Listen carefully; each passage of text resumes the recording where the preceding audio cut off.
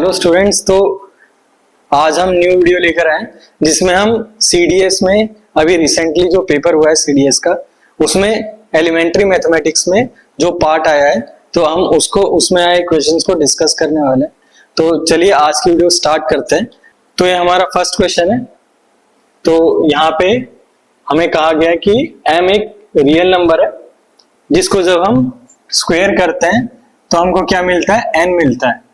जब m को square किया जाता है तो n मिलता है, तो हमें m प्लस n की सबसे कम वैल्यू ढूंढनी है। यहाँ पे मिनिमम वैल्यू का मतलब होता है लोवेस्ट वैल्यू पॉसिबल। तो हमें यहाँ पे m प्लस n इसकी मिनिमम वैल्यू ढूंढनी है। तो यहाँ पे m प्लस n हमें कब मिलेगा, जब m को स्क्वायर किया जाएगा, तो यानी कि m स्क्वायर। अब हमें इसकी मिनिमम वैल्यू ढूंढनी है। तो हम यहाँ से जानते हैं कि यहाँ पे दो टर्म्स हैं, तो इस ओवरऑल फंक्शन की मिनिमम वैल्यू ढूंढनी है। तो ये जो टर्म है m स्क्वायर, ये जो m स्क्वायर टर्म है, तो स्क्वायर फंक्शन की सबसे कम वैल्यू होती है 0, ठीक है। क्योंकि यहाँ पे अगर स्मॉलेस्ट नेगेटिव या पॉजिटिव वैल्यू भी रहती तो स्क्वायर होके वो पॉजिटिव हो जाता। तो इसलिए m स्क्वायर की वैल्यू, सबसे कम वैल्यू जो पॉसिबल है वो है 0। तो इसकी लोएस्ट पॉसिबल वैल्यू 0। अब यहाँ पे एक टर्म और रह गया m। तो हम जानते हैं कि इस पूरे फंक्शन की मिनिमम वैल्यू क्या होगी, जो m की सबसे कम वैल्यू होगी। तो ऑप्शन में हम देख सकते हैं कि सबसे कम वैल्यू जो है वो -0.25 है। तो यहाँ से हम ढूंढ लेंगे कि ऑप्शन ए हमारा करेक्ट ऑप्शन है।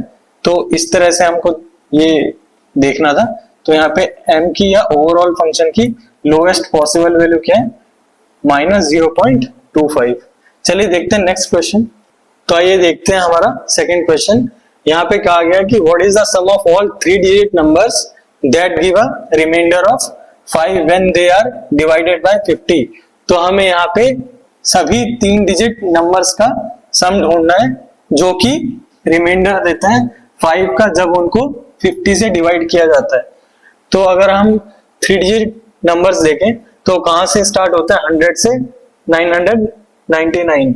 लेकिन यहाँ पे हमें कहा गया है कि वो नंबर देखने हैं जो 50 से डिवाइड होने पे 5 का रिमाइंडर देते हैं।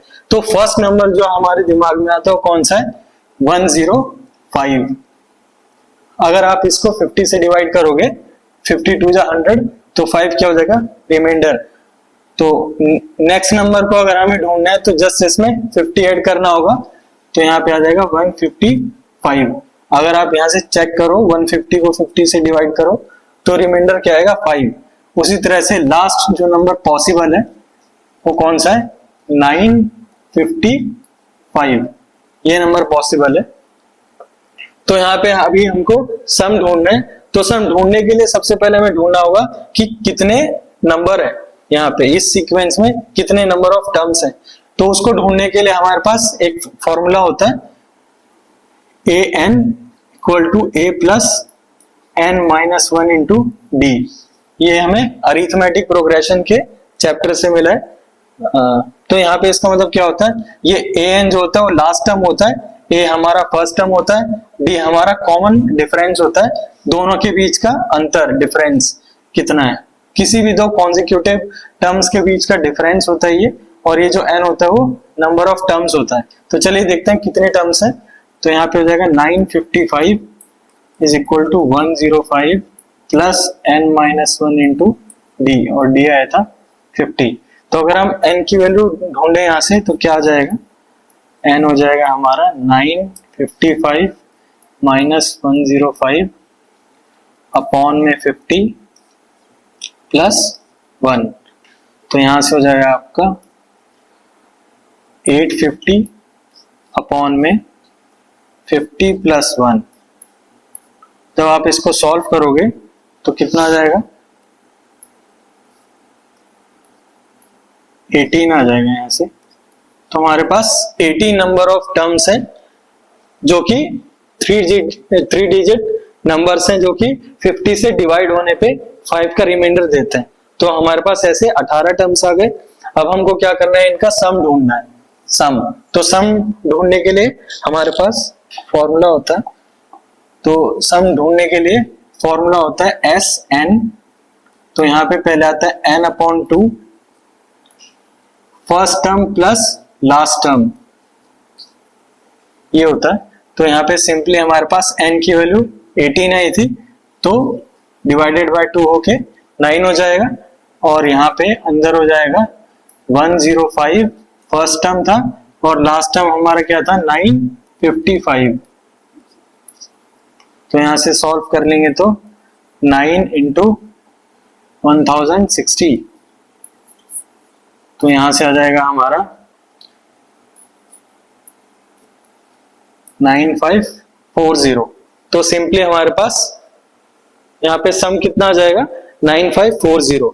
यहाँ पे कुछ नहीं किया, n की वैल्यू ढूंढी, फिर हमारे पास फॉर्मूला होता है, तो यहाँ पे n हमारा नंबर ऑफ टर्म्स था, 18 आया था, तो 18 डिवाइडेड बाय 2 9, फिर a फर्स्ट टर्म था 105, लास्ट टर्म था 955, तो वहां से कैलकुलेट करके आंसर आ गया हमारा। तो करेक्ट ऑप्शन हमारा क्या था, ऑप्शन बी। चलिए देखते हैं नेक्स्ट क्वेश्चन। तो यहाँ पे हमारा थर्ड क्वेश्चन है, जिसमें कहा गया है कि यहाँ पे जो 5 नंबर्स दिए हैं उनका जो एवरेज है, the average of these 5 numbers lies between 62 and 76, जहां पे कि 62 और 76 को एक्सक्लूड किया गया है। एक्सक्लूड करने का मतलब काउंट नहीं किया गया, ठीक है। तो यहाँ पे ये जो 5 नंबर्स दिए हैं इनका जो एवरेज है वो इन दोनों नंबर्स के बीच में लाई करता है, और जहां पे 62 और 76 एक्सक्लूडेड है। तो नेक्स्ट हमें पूछा गया है कि x की कितनी इंटीजर वैल्यू पॉसिबल है, ये पूछा गया है। तो यहाँ पे हम एवरेज का कॉन्सेप्ट जानते हैं कि एवरेज, जैसे हमें यहाँ पे 5 नंबर्स दिया है, तो एवरेज होता है सम ऑफ नंबर्स अपॉन में टोटल नंबर ऑफ नंबर्स, जो ऑब्जर्वेशन है मतलब। तो यहाँ पे हमारे पास क्वेश्चन के अकॉर्डिंग क्या हो जाएगा 62, और यहाँ पे हो जाएगा 64 प्लस, यहाँ पे हम बीच में लिखने जा रहे हैं एवरेज, तो 64 plus 69 plus 72 plus 75 plus x, और नंबर ऑफ ऑब्जर्वेशन कितनी है 5 है, तो नीचे आ जाएगा 5 डिनोमिनेटर में, और यहाँ पे आ जाएगा 76। तो हमारा जो एवरेज है इन 5 नंबर्स का इन दोनों के बीच में लाई कर रहा है, और यहाँ पे इक्वालिटी का साइन नहीं है, that means these 2 numbers are excluded, exclude किए गए हैं। तो अब हम देखते हैं नेक्स्ट, हम क्या करेंगे कि पूरी इनइक्वालिटी को 5 से मल्टीप्लाई कर देंगे। तो यहाँ पर हो जाएगा हमारे पास, इसको करेंगे 5 से मल्टीप्लाई तो 310, और यहाँ पर हो जाएगा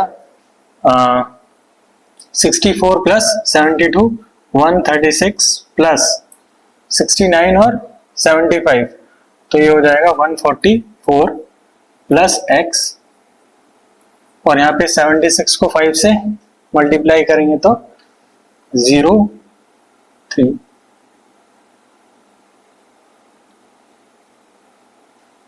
380 आएगा यहाँ पे। ओके, तो अब हमें क्या करना है, यहाँ पे इसको सॉल्व करना है।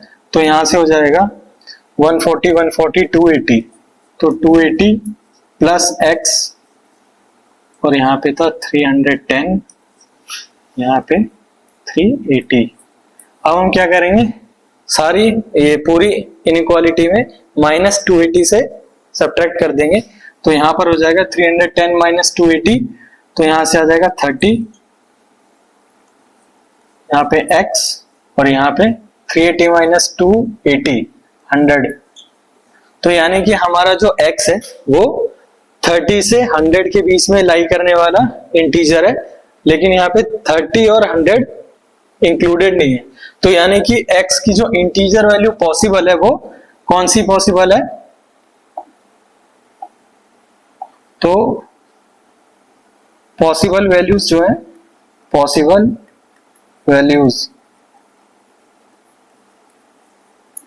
वैल्यूज हमारी 31 से लेके 31 टू 99 पॉसिबल है। अब हमको अगर काउंट करना है कि 31 से 99 कितनी इंटीजर वैल्यूज हैं, तो इसके लिए जस्ट हम जो अभी फॉर्मूला यूज किया था an वाला, an equal to a plus n minus 1 into D, वहां से क्या आ जाएगा नंबर ऑफ टर्म्स आ जाएंगे आपके 99 माइनस 31 प्लस 1, तो यहां से आ जाएगा 99 माइनस 30 69। तो यानी कि 69 इंटीजर वैल्यू पॉसिबल है किसकी, x की। तो यहां से हमारे पास ऑप्शन बी आ जाएगा जो करेक्ट है। तो इस तरह से आपको सॉल्व करना थे। चलिए देखते हैं नेक्स्ट क्वेश्चन। तो ये हमारा फोर्थ क्वेश्चन है। तो यहाँ पे कहा गया था कि x, y और z वेरिएबल्स हैं और उनका सम जो है वो k के इक्वल है, जहां पे k कोई कांस्टेंट है। उसके बाद नेक्स्ट लाइन में कहा गया कि x plus Z minus y into में x minus z plus y, इन दोनों का जो प्रोडक्ट है वो प्रोपोर्शनल है y z के। ठीक है, तो उसके बाद हमको कहा गया कि हमको ये ढूंढना है कि y plus Z minus x किसके प्रोपोर्शनल है। तो अगर हम यहाँ से ये सेकंड वाला पार्ट देखें तो यहाँ पे था x plus Z minus Y multiply में x। अगर हम इसको ठीक से लिख लें यहाँ पे अरेंज करके, तो x plus Y minus Z, और ये प्रोपोर्शनल है वाई जेड के। प्रोपोर्शनैलिटी का साइन ये होता है प्रोपोर्शनल टू वाई जेड। तो अब हम यहाँ पे क्या कर सकते हैं, हम यहाँ पे अगर ये दी हुई कंडीशन को यूज करें, अगर हम दी हुई कंडीशन को यूज करें तो ये टर्म हमारा क्या हो जाएगा, k minus 2y, k minus 2y हो जाएगा, क्योंकि x प्लस जेड को हम यहां से लिख सकते हैं y को वहां पे राइट हैंड साइड में भेज के k माइनस वाई। तो x प्लस जेड हो जाएगा k minus Y, already minus Y था तो k माइनस 2y। उसी तरह से ये टर्म हमारा क्या हो जाएगा, k माइनस 2z। ओके, और यहाँ पे प्रोपोर्शनैलिटी साइन को हटाएंगे तो हम आर्बिट्रेरी कांस्टेंट, कोई भी कांस्टेंट मान सकते हैं। तो यहाँ पे c को कांस्टेंट मान लिया y z। ठीक है, तो उसके बाद हम इसको सॉल्व करेंगे, एक्सपेंड करेंगे। तो k से पहले सबको मल्टीप्लाई करना होगा, देन माइनस 2y से। चलिए करते हैं। तो यहाँ पे हो जाएगा k square minus 2k y plus Z, और यहां से हो जाएगा plus 4yz is equal to C Y Z. तो ये जो इक्वेशन है, यहां से अगर हम लेफ्ट हैंड साइड और राइट हैंड साइड इन दोनों को कंपेयर करें तो यहाँ पे देख सकते हैं कि राइट हैंड साइड में k का कोई टर्म नहीं है। इसका मतलब यह है कि अगर हमें दोनों साइड को देखना हो तो यहाँ पे k की वैल्यू अगर हम 0 रख दें तो ये इक्वेशन सेटिस्फाई हो रही है। तो यहाँ से हमें एक चीज मिली कि यहाँ से k की वैल्यू क्या होनी चाहिए, 0। k की वैल्यू 0 पॉसिबल वैल्यू है। तो अगर अब हम यहाँ से हमको मिल गया k इक्वल टू 0, यहाँ से हमको मिल गया k is equal to 0। Okay, तो अब हम देखते हैं कि ये टर्म किसके प्रोपोर्शनल है। तो हमें यहाँ पे जो टर्म दिया है वो दिया है y plus Z minus x, इसको चेक करना है। तो y प्लस जेड को अगेन हम इस कंडीशन का यूज करके क्या लिख सकते हैं, y प्लस जेड को k माइनस एक्स। तो यहाँ पर हो जाएगा k माइनस एक्स, तो minus 2x, k minus 2x। अब यहां से हमें k की वैल्यू 0 मिली थी, तो अगर हम उस वैल्यू को यहाँ पे पुट कर दें तो यहाँ पे क्या आने वाला है हमारे पास, माइनस 2x। तो ये जो क्वांटिटी है ये x के प्रोपोर्शनल है, क्योंकि यहाँ पे जो माइनस 2 है, यहाँ पे जो माइनस 2 है वो कोई कांस्टेंट वैल्यू है। तो constant multiply by some variable, तो वो जो क्वांटिटी होती है वो उस वेरिएबल के प्रोपोर्शनल होती है। तो ये जो पूरा टर्म है ये जो है ये x के प्रोपोर्शनल है। तो हमें ऑप्शन में कहां से मिलेगा, ऑप्शन में हमें ए ऑप्शन दिया हुआ था। ओके, ये दिया हुआ था, तो हमारा ऑप्शन ए सही आंसर है। इस तरह से आपको करना था क्वेश्चन। चलिए देखते हैं नेक्स्ट क्वेश्चन।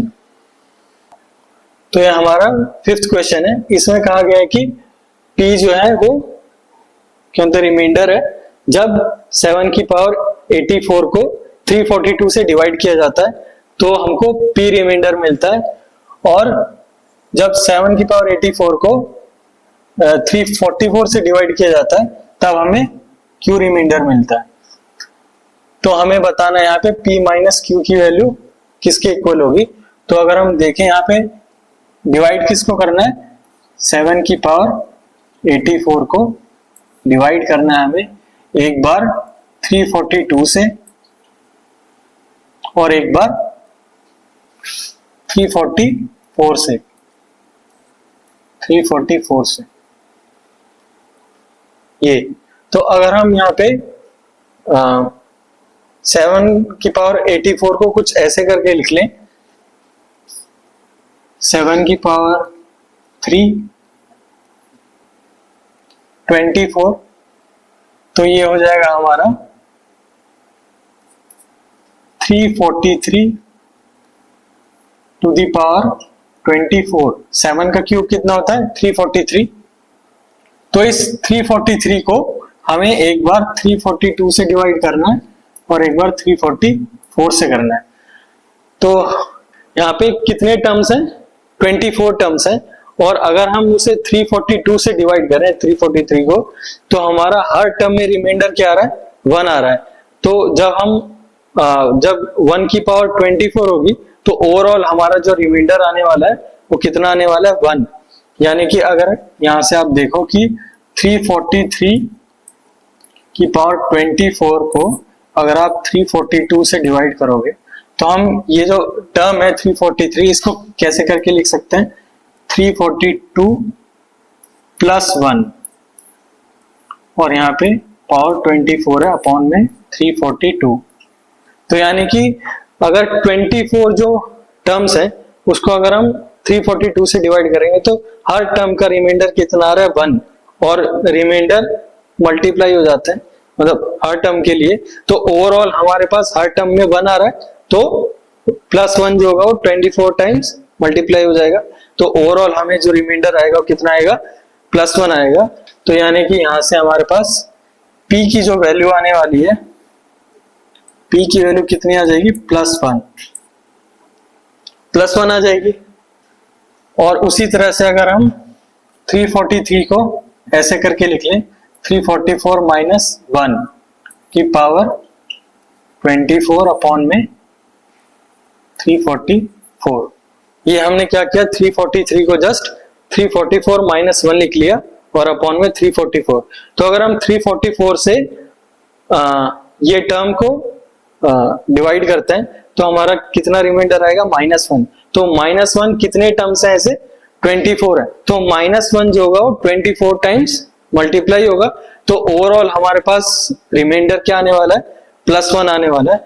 तो यानी कि यहां से हमारे पास Q की वैल्यू भी क्या आ जाएगी, +1 आ जाएगी। और सिंपली हमें P माइनस Q का सब्ट्रैक्शन पूछा था, डिफरेंस पूछा था।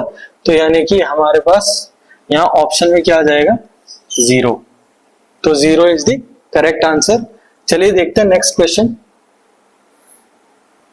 तो इस क्वेश्चन में कहा गया है कि जो कैपिटल N है वो एक स्मॉलेस्ट 5 डिजिट नंबर है, जिसको जब 2, 2 की पावर 2, 2 की पावर 3 एंड सो ऑन 2 की पावर n से डिवाइड किया जाता है तो हमारे पास कितना रिमाइंडर आता है, 1।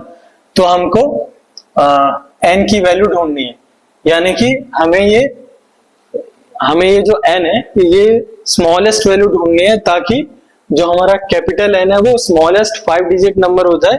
किस तरह, इस तरह की जब उसको 2 की पावर n से डिवाइड किया जाए तो हमारे पास रिमाइंडर 1 आना चाहिए। तो यहां से हम देखते हैं कि कैसे हम 2 की पावर रखते हैं। तो अगर हम 2 की पावर 10 देखें, अगर 2 की पावर 10 से हमारे पास क्या स्टार्ट होता है, 4 डिजिट नंबर 1024। ओके। और अगर हम यहाँ पे 5 डिजिट में एंटर करना चाहते हैं तो देखते हैं 2 की कितनी पावर लगती है।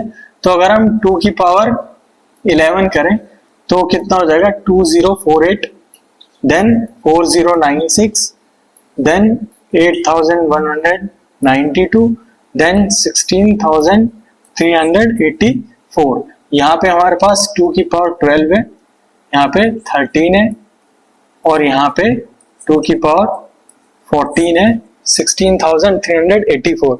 यानी कि अगर हम 2 की पावर 14 रखें तो अब हमारा जो क्योंकि रिजल्टेंट नंबर है वो 5 डिजिट का हो गया, और हमें स्मॉलेस्ट 5 डिजिट नंबर चाहिए था जिसको जब इससे डिवाइड किया जाए तो रिमाइंडर कितना आ जाए, 1। तो यानी कि हमारे पास ये कैपिटल एन की वैल्यू क्या होगी, जस्ट इसमें 1 ऐड कर देंगे तो ये हो जाएगा 16385। ये कैपिटल एन की वैल्यू है। तो हमारे पास जो स्मॉल ये एन की वैल्यू पॉसिबल है ताकि capital N smallest 5 digit number हो, वो क्या है, 14 है। तो यहां से हमारा आंसर कितना आ गया, 14। तो ये हमारा आंसर है, एन की जो वैल्यू पॉसिबल है वो 14 है। तो इस तरह से इस क्वेश्चन को सॉल्व करना था। अगर क्वेश्चन में कैपिटल एन की वैल्यू पूछता तो कितनी होती, 16385। चलिए देखते हैं नेक्स्ट क्वेश्चन। देखिए ये जो क्वेश्चन नंबर 7 है, इसमें कुछ प्रिंटिंग मिस्टेक थी एग्जाम में।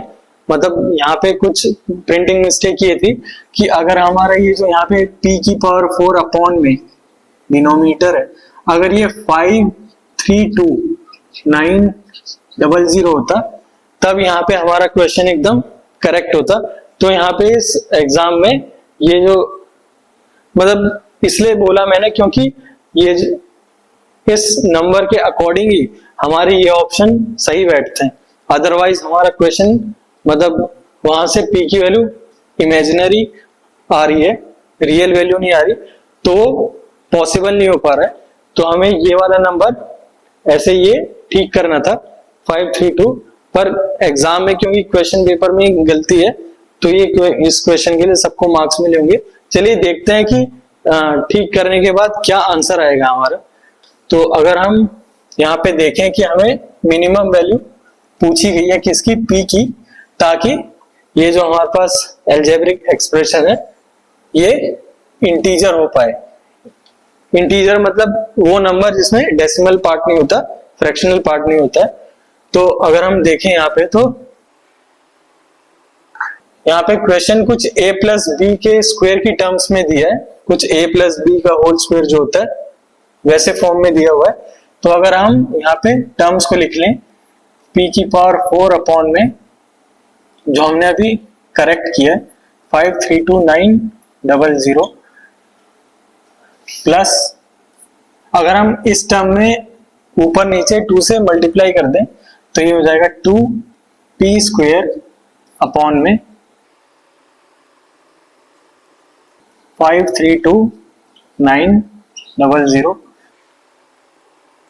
प्लस 1 अपॉन में 532900। अब देखिए अगर हम इस टर्म को कुछ ऐसे करके लिख लें p स्क्वायर की पावर 2, तो यहां से हमारे पास a प्लस बी का होल स्क्वायर वाला फॉर्मूला आ जाएगा। तो वहां से हमारे पास आ जाएगा p स्क्वायर प्लस 1 की पावर 2, क्योंकि यहाँ पे हमारा बेस सेम है सबका, डिनोमिनेटर, तो यहाँ पे नीचे आ जाएगा 532900। तो हमसे पूछा गया है कि p की मिनिमम वैल्यू क्या पॉसिबल होगी ताकि ये जो क्वांटिटी है वो हमारे पास इंटीजर है। तो अगर मान लीजिए कि ये जो नंबर है वो ऊपर वाले नंबर को कंप्लीटली क्योंकि वो कर दे, डिवाइड कर दे, तो वो वैल्यू क्या क्या पॉसिबल है। एक तो पॉसिबल है कि ये ऊपर की क्वांटिटी 0 हो जाए, एक पॉसिबल है कि हमारे पास क्या आ जाए, 1 आ जाए, या तो 0 या 1, क्योंकि यहाँ पे ये पूरा टर्म हमारा पॉजिटिव है। तो हमारे पास जो लोएस्ट पॉजिटिव वैल्यू पॉसिबल है वो क्या है, 1। तो अगर हम यहाँ पे मान के चले कि यहाँ पे अगर हमें 1 चाहिए मिनिमम वैल्यू, तो अगर हमें 1 चाहिए तो यहाँ पे क्या हो जाएगा, p स्क्वायर प्लस 1 का होल स्क्वायर बराबर होना चाहिए 53290 के, 53290 के, इसके इक्वल होना चाहिए, है ना। तो चलिए इसको सॉल्व करते हैं। तो जब इसको सॉल्व करेंगे तो यहां से हमारे पास आ जाएगा, यहां पे सॉल्व करेंगे तो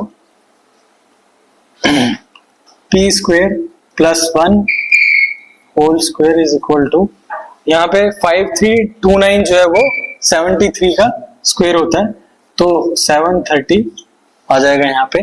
जब हम इसका स्क्वायर रूट ढूंढेंगे तो कितना आएगा, 730 आएगा। तो 730 स्क्वायर 730 आ जाएगा। तो अगर हम यहां से देखें कि p स्क्वायर प्लस 1 की वैल्यू क्या है, तो जस्ट इसका स्क्वायर रूट हो जाएगा 730 का। तो यहां से हमारे पास p स्क्वायर की वैल्यू आ जाएगी प्लस माइनस 730 माइनस 1। तो यहां से हमारे पास p स्क्वायर की वैल्यू क्या क्या पॉसिबल आ जाएगी, एक बार हम प्लस साइन लेंगे तो 729 और एक बार माइनस 731, तो ये तो पॉसिबल नहीं है, तो यानी कि हमें 729 लेना है। तो 729 लेंगे तो p स्क्वायर की वैल्यू 729 है। तो यहाँ पे हमें पूछा गया था कि p की मिनिमम वैल्यू क्या पॉसिबल है। तो अगर हम 27 ले 27, तो 27 से हम देंगे 27 का स्क्वायर 729 होता है। तो यानी कि p की जो मिनिमम वैल्यू पॉसिबल थी वो क्या थी, 27 थी। तो इस तरह से आपको सॉल्यूशन ढूंढना था इसका। चलिए देखते हैं, अगर यहाँ पे ये क्वांटिटी 532900 होती तो उस केस में हमारा ऑप्शन सी होता। वैसे ये एग्जाम में प्रिंटिंग मिस्टेक थी। चलिए देखते हैं नेक्स्ट क्वेश्चन। देखिए इस क्वेश्चन में कहा गया है कि अल्फा बीटा जो है वो इस इक्वेशन के रूट्स हैं। Then what is the value of alpha beta plus alpha plus beta, यानी कि यहाँ पे हमें प्रोडक्ट ऑफ रूट और सम ऑफ रूट का सम पूछा गया है। तो अगर हम इस इक्वेशन को थोड़ा एडजस्ट करके क्योंकि लिख लें, उसके बाद देखते हैं कि हमारा सॉल्यूशन क्या आ रहा है। तो अगर ये इक्वेशन है इसको हम थोड़ा रीअरेंज कर लें, x plus A plus B और यहां से A B plus x times A plus B is equal to A B X. तो यहां से हमारे पास अगर इस x को ए बी से मल्टीप्लाई करेंगे तो एक टर्म हमारे पास ए बी एक्स आएगा, राइट हैंड साइड में भी ए बी एक्स है, तो दोनों टर्म कैंसिल आउट हो जाएंगे। तो यहां से हमें वो टर्म नहीं लिखना, तो एक्स स्क्वायर ए प्लस बी हो जाएगा और उसके बाद ए प्लस बी से करेंगे दोनों टर्म्स को, तो एक बार आएगा A B A plus B और एक बार आएगा एक्स ए प्लस बी का whole square is equal to 0। अब अगर हम पूरी इक्वेशन को a प्लस बी से डिवाइड कर दें, क्योंकि a प्लस बी सब में कॉमन है, तो हमारे पास और सिंपल आ जाएगा। तो ये हो जाएगा X square plus A B, ये टर्म में जब डिवाइड किया a प्लस बी से, यहाँ पे हमारे पास दो टर्म थे a प्लस बी के, तो x a plus B is equal to 0। अगर इसको थोड़ा रीअरेंज करके लिख लें, X square plus X A plus B plus A B is equal to 0। अब हम देख सकते हैं कि ये स्टैंडर्ड क्वाड्रेटिक इक्वेशन में आ गया है और इस इक्वेशन के रूट्स क्या है, अल्फा और बीटा है। तो एक बार हमको उनका प्रोडक्ट ढूंढना है। तो यहां से अगर हम जब अल्फा बीटा का प्रोडक्ट ढूंढेंगे, अल्फा इंटू बीटा, तो ये क्या होता है, कांस्टेंट टर्म और एक्स स्क्वायर का कोफिशिएंट नीचे आता है और ये न्यूमरेटर, तो ये आ गया ए बी अपॉन में 1। और जब हम सम ऑफ रूट देखेंगे तो अल्फा प्लस बीटा, ये क्या आता है, एक्स का जो कोफिशिएंट है उसके आगे माइनस साइन, तो माइनस ए प्लस बी, और डिनोमिनेटर में एक्स स्क्वायर का कोफिशिएंट, एक्स स्क्वायर के साथ जो भी मल्टीप्लाई हुआ है वो उसका कोफिशिएंट होता है, तो यहाँ पे 1 है। तो यहाँ पे हमारे पास अल्फा बीटा आ गया ए बी, और अल्फा प्लस बीटा आ गया minus of A plus B. तो सिंपली हमें क्या ढूंढना था, इन दोनों का सम ढूंढना था। तो अगर आप ऑप्शन से देखें तो ऑप्शन भी करेक्ट है। तो इस तरह से आपको सॉल्व करना था। चलिए देखते हैं नेक्स्ट क्वेश्चन। तो यहाँ पे देखिए क्वेश्चन, इस क्वेश्चन में कहा गया है कि कैपिटल एन जो है वो एक 2 डिजिट नंबर है, 2 डिजिट नंबर दिया हुआ है हमें एन, और आगे बोला गया है कि जो पी है वो, ये जो नंबर लिया था हमने इसकी जो दोनों हुए हैं क्योंकि डिजिट्स, उसका प्रोडक्ट है पी। नेक्स्ट कहा गया है कि जब हम पी को ऐड करेंगे, जो एन में जो नंबर लिया उसमें जो टेंस प्लेस पे क्योंकि डिजिट है, उसमें जब हम उसका स्क्वायर करके जब पी ऐड करेंगे तो हमको 84 मिलेगा, और यूनिट प्लेस पे जो अंक है उसको स्क्वायर करके जब हम पी में ऐड करेंगे तो 60 मिलेगा। तो हमें बताना है कि p प्लस एन की वैल्यू क्या है। मतलब यहाँ पे क्वेश्चन में एक नंबर लिया गया कैपिटल एन, जो जिसमें 2 अंक है 2 डिजिट। तो मान लेते हैं कि टेंस प्लेस में हमारे पास x है, और ये टेंस प्लेस पे x है और यूनिट प्लेस पे y है। तो ये हमारा कोई नंबर अज्यूम कर लिया हमने। अब इसमें बोला गया कि जो p है, p वो इन दोनों का प्रोडक्ट है, यानी x into Y, x into Y है। फिर हमें क्वेश्चन में बोला गया है कि जो n में टेंस प्लेस पे जो अंक है यानी कि जो x है, जब हम उसको स्क्वायर करेंगे और उसमें p ऐड करेंगे यानी कि x इंटू वाई, तो हमको क्या मिलेगा, 84 मिलेगा। और जब यूनिट प्लेस पे जो नंबर है यानी y, उसको स्क्वायर करके जब p में ऐड करेंगे तो 60 मिलेगा, यानी कि y square plus x into Y, यहां से हमको कितना मिलेगा, 60। तो हमारे पास 2 इक्वेशन आ गई है। इससे जस्ट हम x और y की वैल्यू ढूंढ लेंगे पहले। तो अगर हम इन दोनों इक्वेशन में लेफ्ट हैंड साइड और राइट हैंड साइड को ऐड कर दें, अगर इन दोनों इक्वेशन को हम ऐड करें तो हमें क्या मिल जाएगा, x square plus Y square plus 2xy is equal to 84 plus 60 144। तो यहां से हमें मिल जाएगा x प्लस वाई का whole square is equal to 144। अब यहां से हमारे पास x प्लस वाई की वैल्यू क्या पॉसिबल आ रही है, 12 आ रही है। तो यहां से हमारे पास x प्लस वाई कितना आ गया, 12। उसी तरह से अगर हम इन दोनों इक्वेशन को सब्ट्रैक्ट कर दें तो सब्ट्रैक्ट करने पर क्या आ रहा है, x square minus Y square, ये एक्स स्क्वायर, मतलब इक्वेशन 1 में से सेकंड को सब्ट्रैक्ट करना है, ठीक है, इसमें से इसको माइनस करना है। तो X square minus Y square left hand side आपस में सब्ट्रैक्ट होगी, और यहाँ पे एक्स वाई टर्म है, यहाँ भी एक्स वाई टर्म है, तो वो क्या हो जाएगा, 0। तो यहाँ पे फिर राइट हैंड साइड में 84 माइनस 60 24 आ जाएगा। अगर हम इसे A square minus B square formula से एक्सपेंड कर लें तो यहाँ पे हो जाएगा X plus Y into X minus Y बराबर 24। अब हमें x प्लस वाई की वैल्यू यहां से आई थी 12, तो अगर हम वहां इस वैल्यू को यहाँ पे पुट कर देंगे तो x माइनस वाई कितना आ जाएगा हमारा, 24 डिवाइडेड बाय 12, तो 2 वैल्यू आएगी। तो x माइनस वाई कितना आ गया, 2 आ गया, और x प्लस वाई कितना आ गया, 12 आ गया। अगेन हम इन दोनों इक्वेशन का यूज करके अगर x की वैल्यू ढूंढेंगे तो यहाँ पे हमारे पास इन दोनों को जस्ट सम कर दो, ऐड कर दो दोबारा, तो यहां से आ जाएगा 2x is equal to 14, 2 plus 12 14, तो x की वैल्यू कितनी आ गई 7, x की वैल्यू 7 आ गई, तो y की वैल्यू क्या आ जाएगी 5, तो y की वैल्यू कितनी आ गई 5 आ गई।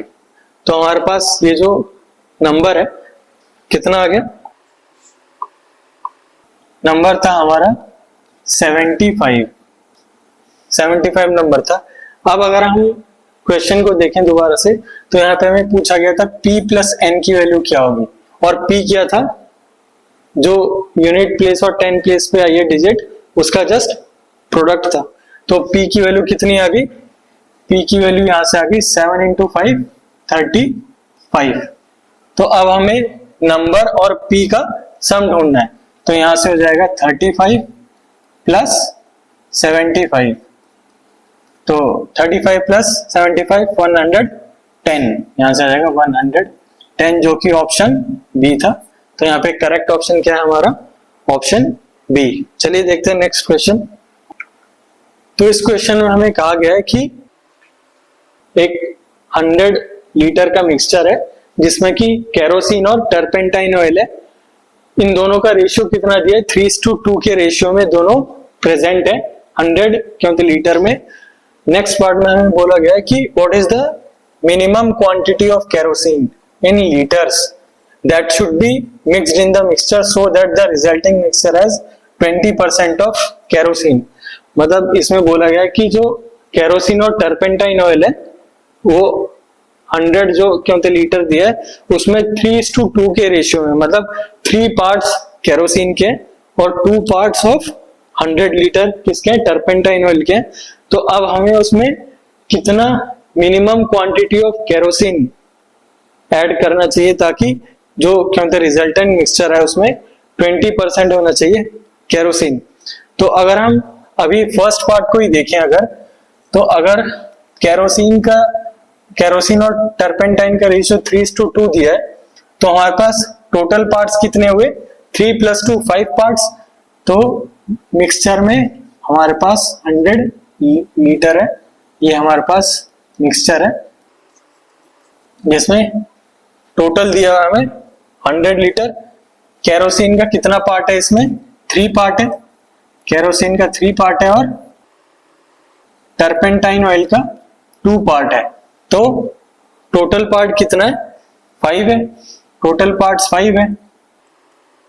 तो अगर हम यहां से केरोसिन की क्वांटिटी देखें अभी तो कितनी हो जाएगी 3/5 इंटू में 100, ये हमारे पास क्वांटिटी ऑफ केरोसिन है अभी प्रेजेंट में।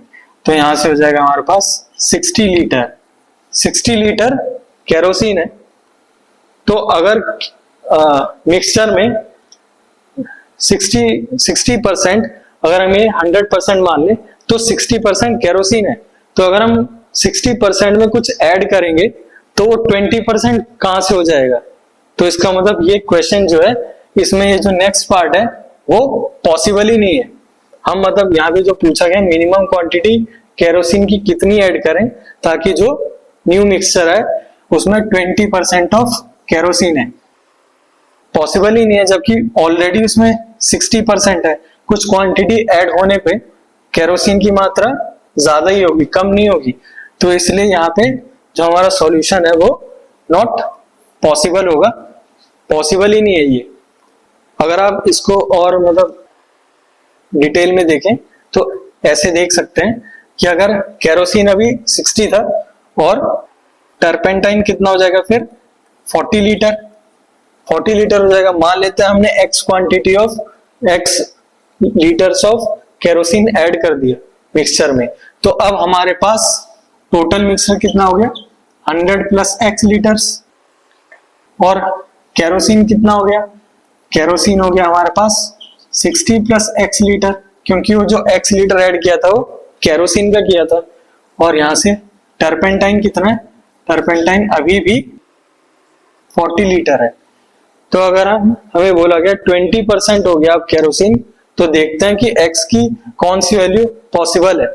तो 60 + x अपॉन में टोटल 100 + x इंटू में 100, ये हमारे पास कितना आना चाहिए, 20 आना चाहिए। तो अगर हम यहाँ से कैलकुलेट करें 20 को 5 टाइम्स में कर दें तो ये हो जाएगा 300 plus 5x is equal to 100 plus x। तो यहाँ से आ जाएगा 4x is equal to minus 200। तो x की वैल्यू हो जाएगी -50, जो कि पॉसिबल नहीं है। तो यहाँ से भी हम सॉल्यूशन में देख सकते हैं कि यहाँ से नॉट पॉसिबल ही आना था आंसर, तो ये हमारा करेक्ट आंसर है। चलिए देखते हैं नेक्स्ट क्वेश्चन। तो इस क्वेश्चन में कहा गया है कि C जो है वो एक सर्कल का सेंटर है और सर्कल का रेडियस दिया है 20 सेंटीमीटर। सर्कल का रेडियस कितना दिया हुआ है, 20 सेंटीमीटर। फिर आगे कहा गया है कि ए बी एक कोड है जिसकी लेंथ 32 सेंटीमीटर है। E is a point on AB such that CE is equal to 13 centimeter. So what is AE into EB equal to? तो यहाँ पे बोला गया कि सर्कल है जिसका रेडियस 20 सेंटीमीटर और AB एक कॉर्ड है जिसकी लेंथ 32 सेंटीमीटर है और E जो है एक पॉइंट है उस कोड पर इस तरह से कि CE 13 सेंटीमीटर के इक्वल है। तो हमें AE इंटू EB का प्रोडक्ट ढूंढना है। तो चलिए देखते हैं कि कैसे करना है इसको। तो एक सर्कल ड्रॉ कर लेते हैं। ये अगर हमारा सर्कल है जिसका सेंटर C है, C, और यहाँ पे कोड मान लेते हैं। ये जो कोड है हमारे पास ये है AB और इस सर्कल का रेडियस कितना दिया है, 20 सेंटीमीटर, ये भी 20 सेंटीमीटर। और हम जानते हैं कि जो सेंटर से जो लाइन आती है वो कॉर्ड को इक्वल पार्ट्स में डिवाइड करती है। तो ए बी जो कॉर्ड है उसकी लेंथ कितनी है, 32 सेंटीमीटर। तो यहां से जो लाइन आएगी सेंटर से, अगर इसको ओ पॉइंट मान लें तो यहाँ की लेंथ कितनी हो जाएगी, 16 सेंटीमीटर, यहाँ की भी 16 सेंटीमीटर। अब हमें बोला गया कि E is a point on AB such that CE is equal to 13 centimetre. तो अगर हम मान लो कि यहाँ पे अगर कोई पॉइंट मान लें, पॉइंट E, अगर यहाँ पे कोई पॉइंट मान ले E इस तरह से कि ये जो CE है इसकी लंबाई कितनी है, 13 सेंटीमीटर। तो हमें AE इंटू EB इसका प्रोडक्ट ढूंढना है। तो मान लेते हैं कि O से लेके E का डिस्टेंस कितना है, X है। मान लेते हैं कि यहां से यहां तक डिस्टेंस X है और ये जो हाइट है इसकी, ये जो CO की हाइट है वो मान लेते हैं H है। मान लेते हैं हाइट कितनी है, H है। तो अगर हम यहाँ पे देखिए कि ये राइट एंगल ट्रायंगल है और ट्रायंगल AOC को देखें तो यहाँ से हमारे पास H की वैल्यू आ जाएगी, H square is equal to 20 square minus 16 square Pythagoras theorem से। तो यहाँ पे आ जाएगा 4 इंटू 36 H स्क्वायर। तो यहाँ से H की वैल्यू कितनी आ जाएगी, 2 इंटू 6। तो यहाँ से H की वैल्यू कितनी आ गई, 12। तो H की वैल्यू कितनी आ गई यहाँ से, 12। तो यानी कि अगर हम अब ट्रायंगल, ये था हमारा ट्रायंगल AOC में, ट्रायंगल AOC से H की वैल्यू ढूंढ ली, CO। अब हम ट्रायंगल COE की बात करें अगर, तो इसमें आप देख सकते हो कि हाइपोटेनस की वैल्यू कितनी दी है, 13 सेंटीमीटर और परपेंडिकुलर कितना है, 12 सेंटीमीटर। तो ये जो बेस है ये पाइथागोरन ट्रिपलेट से कितना आ जाएगा, 5 आ जाएगा।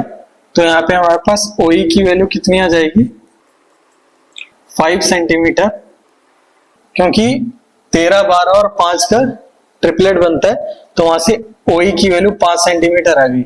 तो अगर ये हाफ वे, मतलब O से B की लंबाई 16 थी और O से E अगर 5 सेंटीमीटर है तो EB कितना हो जाएगा, 16 माइनस 5। तो यहां से हमारे पास आ गया, this implies EB is equal to 16 minus 5 which is 11 centimetre. तो यहां से हमारे पास कितना आ गया, EB 11 सेंटीमीटर आ गया, और AE की वैल्यू कितनी आ गई, 16 सेंटीमीटर प्लस 5 सेंटीमीटर, तो 21 आ गया वहां से।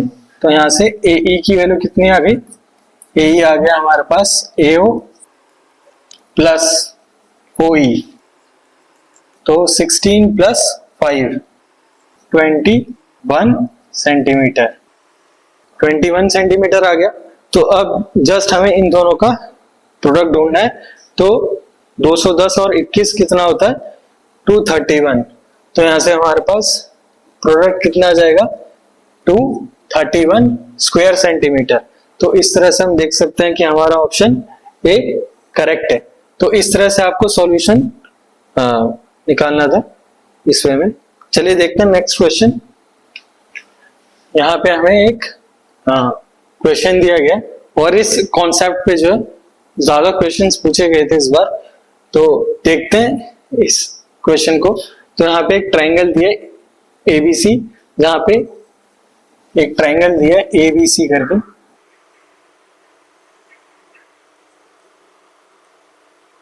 और AB की लंबाई दी है 2 सेंटीमीटर और BC की लंबाई दी है 4 सेंटीमीटर, AC की लंबाई दी है 3 centimetre. The bisector of angle A, ये जो एंगल A है इसका जो बाइसेक्टर है वो BC को मीट करता है D पर। मान लीजिए कि ये कोई बाइसेक्टर है, ऐसे कर लेता हूं मैं, तो ये D पे मीट कर रहा है एंगल A का बाइसेक्टर। तो यहां से हमारे पास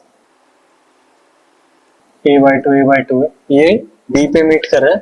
and the bisector of angle B meets AD at E, और जो B का बाइसेक्टर है वो AD को मीट कर रहा है E पर, ये E है।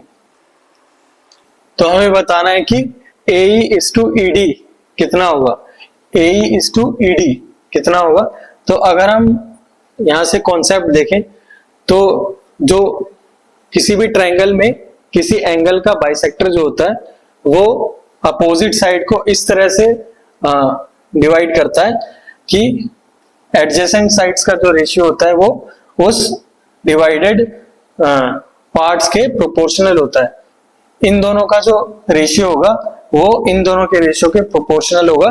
तो अगर हम ये ट्रायंगल ABC में देखें तो ट्रायंगल ABC में अगर हम कॉन्सेप्ट लगाएं तो किसी भी एंगल का बाइसेक्टर अपोजिट साइड को जिन पार्ट्स में डिवाइड करता है वो किसके प्रोपोर्शनल होता है, AB is to AC is equal to BD is to DC, इस तरह से होता है। तो यहाँ पे हो जाएगा AB is to BD is equal to AC is to DC, AC is to DC, ये प्रिंसिपल होता है ये। तो यहां से हमारे पास AB कितना था 2, BD हमें पता नहीं है तो BD को ऐसे ही रखते हैं, AC 3 और DC कितना है पता नहीं, DC को DC रखते हैं। तो यहां से हमारे पास क्या आ जाएगा, DC is to BD is 3:2, यहां से आ गया। नेक्स्ट अगर हम ये वाला बाइसेक्टर देखें, ये वाला बाइसेक्टर ट्रायंगल BAD में या BDA में, वो भी इस साइड को इसी थ्योरम में काट रहा होगा, इसी प्रॉपर्टी से काट रहा होगा। तो यहाँ पे हमें क्वेश्चन में दिया गया कि P की वैल्यू क्या है, 1/cosec theta plus cot theta, और Q हमें दिया हुआ है कोसेक थीटा, और Q हमें इक्वल टू दिया कोसेक थीटा। फिर पूछा गया कि what is P square minus 2PQ equal to. तो यहाँ पे हमें P और Q की वैल्यू दी हुई है, और फिर पूछा है कि P स्क्वायर माइनस 2PQ क्या होगा। तो हमें यहाँ पे थीटा की वैल्यू, अगर हम थीटा की वैल्यू से सॉल्व करना चाहें तो हम थीटा की वो वैल्यू लेंगे जिस पर कि p की वैल्यू इनफाइनाइट ना हो जाए, यानी कि यहाँ नीचे जीरो नहीं आना चाहिए। तो अगर मान लीजिए हम यहाँ पे p की वैल्यू, ये थीटा की वैल्यू 45 डिग्री ले लें, तो यहाँ पे नीचे हमारा जीरो नहीं आएगा, तो यानी कि हम सेफ वैल्यू ले रहे हैं थीटा की, तो हम थीटा को 45 डिग्री ले सकते हैं, क्योंकि यहाँ पे हमें थीटा की वैल्यू पे कोई क्योंकि रिस्ट्रिक्शन नहीं है, तो हम थीटा को अज्यूम कर लेते हैं 45 degree, let theta equal to 45 degree. तो उस केस में P हमारा क्या हो जाएगा, P is equal to 1 upon cosec 45 degree plus cot 45 degree, और Q की वैल्यू क्या हो जाएगी, Q हो जाएगा कोसेक 45 डिग्री। तो कोसेक 45 डिग्री पे क्या हो जाएगा, √2 हो जाएगा। तो यहां से हमें आ जाएगा 1 upon √2 cosec 45 degree √2 plus cot 45 degree. तो कॉट 45 डिग्री कितना होता है, 1। तो अगर हम यहाँ पे देखें तो नीचे √2 - 1 आ रहा है, तो हम अगर जस्ट इसको क्या होता है रेशनलाइज कर लें, तो रेशनलाइज के केस में क्या होता है कि यहाँ पे हम √2 - 1 अपॉन √2 - 1 से मल्टीप्लाई कर रहे हैं, ताकि हम ये जो क्या होता है रेडिकल टर्म है, जो रूट वाला टर्म है, उसको हटा सकें। तो यहाँ से क्या हो जाएगा, यहाँ से a + b into a - b वाला फॉर्मूला लग जाएगा। तो यहाँ से आ जाएगा हमारे पास, ऊपर आ जाएगा √2 - 1 अपॉन में √2 का स्क्वायर, √2 2 और 2 - 1, तो नीचे आ जाएगा 1। तो यहाँ से यहाँ पे p की वैल्यू क्या आ गई, √2 - 1। उसी तरह से q की वैल्यू क्या आ जाएगी, कोसेक 45 डिग्री √2। अब हमें पूछा गया है कि p² - 2pq क्या होगा। तो अगर हम यहां से ढूंढें p² यानी कि इसका स्क्वायर होगा, तो p² - 2pq यानी कि √2 - 1 का होल स्क्वायर माइनस 2p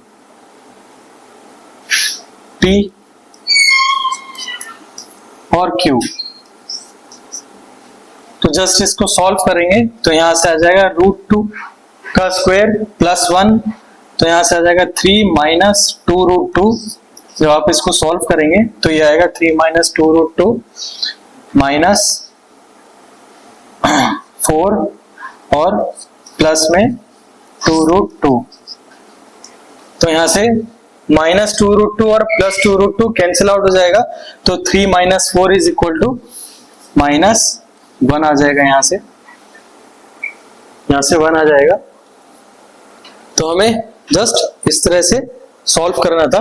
तो यहाँ पे p² - 2pq की वैल्यू क्या आ जाएगी, -1। आप थीटा की किसी और वैल्यू को भी ले सकते हो, जहां पे कि डिनोमिनेटर 0 ना हो जाए हमारा, इस तरह से वैल्यू लेना है।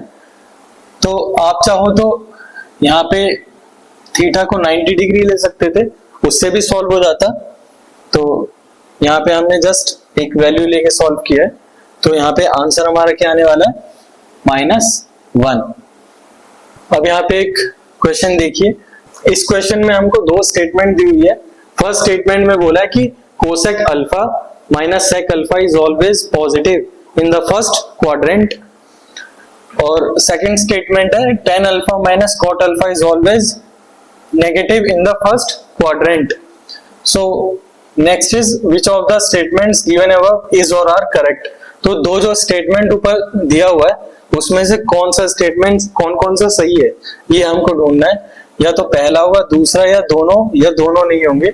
तो अगर हम फर्स्ट क्वाड्रेंट की बात करें, तो अगर आपने प्लेन देखा होगा 2D प्लेन, तो उसमें जो हमारा फर्स्ट क्वाड्रेंट होता है, ये हमारा x कोऑर्डिनेट है, ये y है, और ये नेगेटिव डायरेक्शन में x यहाँ पे -y।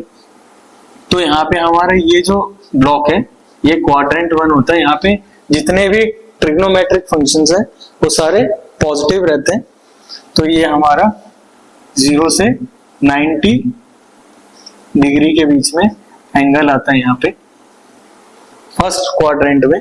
यहाँ पे सारे ट्रिग्नोमेट्रिक फंक्शन पॉजिटिव होते हैं। तो अगर हम यहाँ पे जस्ट देख लें कि कोसेक अल्फा और माइनस सेक अल्फा इसकी वैल्यू क्या होगी, पॉजिटिव, ये पूछा हुआ है, क्या ये हमेशा होगी? तो इसके लिए अगर हम जस्ट कोसेक और सेक का ग्राफ ये चार्ट देख लें, तो अगर हम कोसेक अल्फा की 0 पे वैल्यू देखें तो cosec alpha just sine alpha का रेसिप्रोकल होता है। तो साइन 0 पे कितना होता है, 0। तो यहाँ पे कोसेक अल्फा की वैल्यू क्या हो जाएगी, इनफाइनाइट हो जाएगी। और कोसेक अल्फा साइन 30 डिग्री पे क्या होता है, 1/2। तो यहाँ पे 2 वैल्यू हो जाएगी। उसी तरह से यहाँ पे √2 वैल्यू हो जाएगी, क्योंकि साइन की वैल्यू 45 पे 1/√2 होती है। फिर 60 डिग्री पे 2/√3, 2/√3। और कोसेक 90 डिग्री पे क्या होगा, 1 होगा जस्ट। अब हम अगर सेक अल्फा की वैल्यू देखें तो ये कॉस अल्फा का रेसिप्रोकल होता है।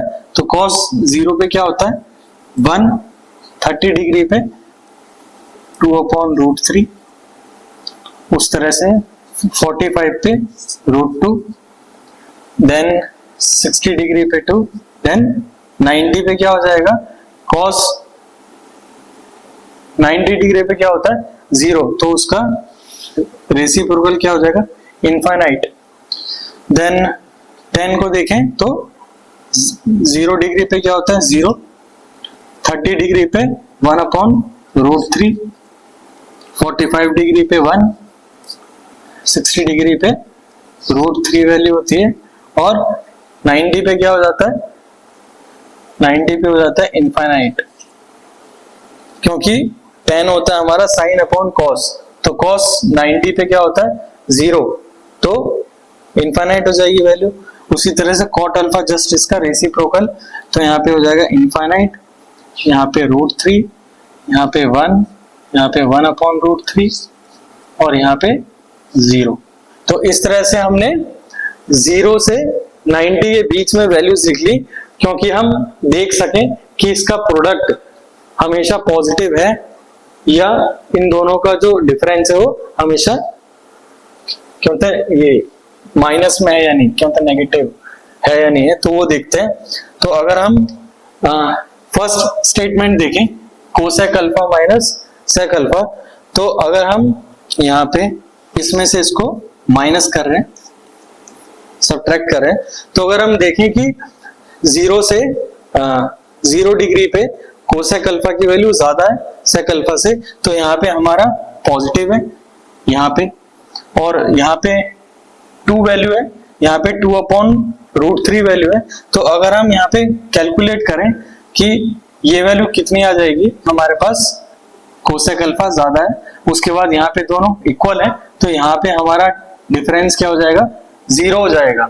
तो हम यहाँ पे हैं, हम कंक्लूजन पे आते हैं कि अगर हमारा एंगल 45 डिग्री होगा तो उस इंस्टेंस पे क्या होगा, cosec alpha minus sec alpha 0 होगा, और 0 हमारा पॉजिटिव नंबर नहीं होता है। तो यहाँ पे पूछा गया कि ऑलवेज पॉजिटिव होगा क्या, तो यहाँ पे पहला स्टेटमेंट क्या हो जाता है, हमारा फॉल्स हो जाता है। तो पहला स्टेटमेंट इनकरेक्ट है, पहला स्टेटमेंट इनकरेक्ट है। सेकंड देखते हैं, यहाँ पे दोनों का डिफरेंस पूछा है, tan अल्फा और cot अल्फा का।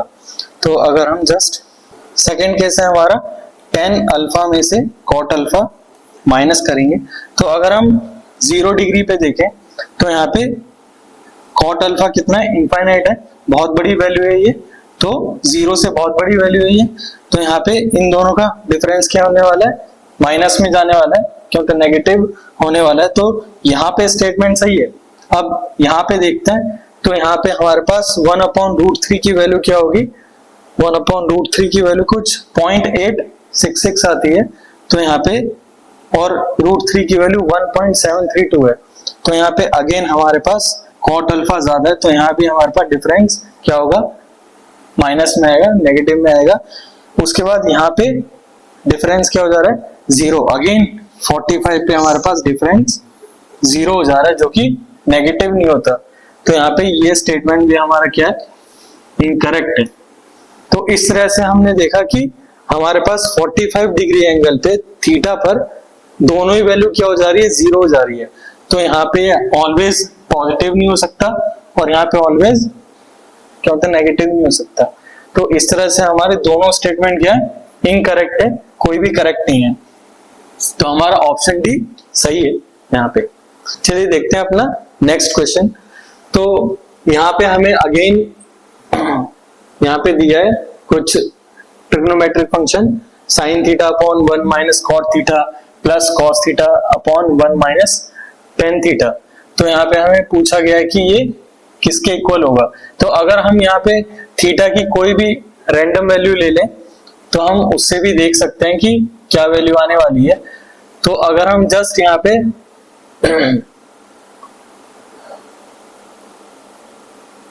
45 नहीं ले सकते यहाँ पे थीटा, और यहाँ पे क्या होता है 90 डिग्री लेके देखें अगर, तो ये दोनों ऑप्शन सेम आ रहे हैं, तो उस केस में भी नहीं हो सकता। तो हम क्या करते हैं कि थीटा की वैल्यू 60 डिग्री लेके देखते हैं रैंडम। तो थीटा की वैल्यू हम 60 डिग्री लेके देखते हैं। तो हम अपने ऑप्शन देखते हैं पहले।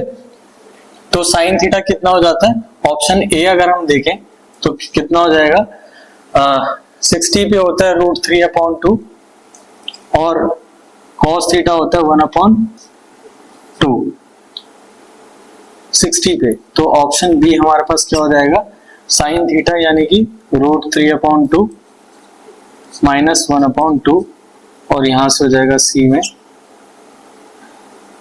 1/2 माइनस √3/2, और डी ऑप्शन हमारा क्या हो जाएगा, माइनस में √3/2 माइनस 1/2। इस तरह से हमारे ऑप्शन आ रहे हैं चारों। अब देखते हैं हमारा जो क्वेश्चन में दिया हुआ है उसकी वैल्यू क्या आ रही है। तो अगर हम देखें 60 डिग्री पे, तो साइन की वैल्यू क्या हो जाएगी ऊपर, साइन 60 डिग्री, साइन 60 डिग्री हो जाएगा √3/2 अपॉन में 1 माइनस कॉट 60। कॉट 60 की वैल्यू होती है 1/√3, और यहाँ पे प्लस में आ जाएगा cos 60। cos 60 की वैल्यू होती है 1/2 अपॉन में 1 माइनस tan 60 डिग्री जो कि होता है √3, ऐसे करके। तो अगर हम इसको फर्दर सॉल्व कर लें तो यहाँ पे क्या हो जाएगा, √3 यहाँ आ जाएगा। तो अगर हम ऊपर माइनस √3 ले लें, इसमें से कॉमन ले लें माइनस, तो हमारे पास क्या हो जाएगा, इनटू में √3/2, नीचे हो जाएगा हमारे पास 1 माइनस √3, और यहाँ भी 1 माइनस √3 था, तो सिंपली हमारे पास हो जाएगा 1/2, ऐसे करके। तो जस्ट हम देख लेते हैं क्या आने वाला है। तो -3/2 प्लस 1/2, तो यहां से क्या हो जाएगा हमारे पास -3/2 और 1/2, तो यहां से -1 वैल्यू आ जाएगी ऊपर, और नीचे आ जाएगा -1/1 माइनस √3। तो ये वैल्यू आ गई। अगर हम यहाँ पे ऑप्शन में देखें तो ऑप्शन में इस वे में कहीं पे आंसर नहीं है, तो जस्ट हम क्या करते हैं, इस माइनस साइन को नीचे भेज देते हैं। तो ये हो जाएगा 1/√3 माइनस 1, फिर रैशनलाइज कर देते हैं, तो ये हो जाएगा √3। रैशनलाइज के केस में हम जस्ट बीच वाला साइन रिवर्स कर देते हैं, तो यहाँ पे +1 आ जाएगा, और यहाँ भी √3 +1 आ जाएगा। तो नीचे a minus B into a plus B का फॉर्मूला लग जाएगा, तो वहां से वैल्यू आ जाएगी 2, तो नीचे आ जाएगा √3/2 प्लस 1/2।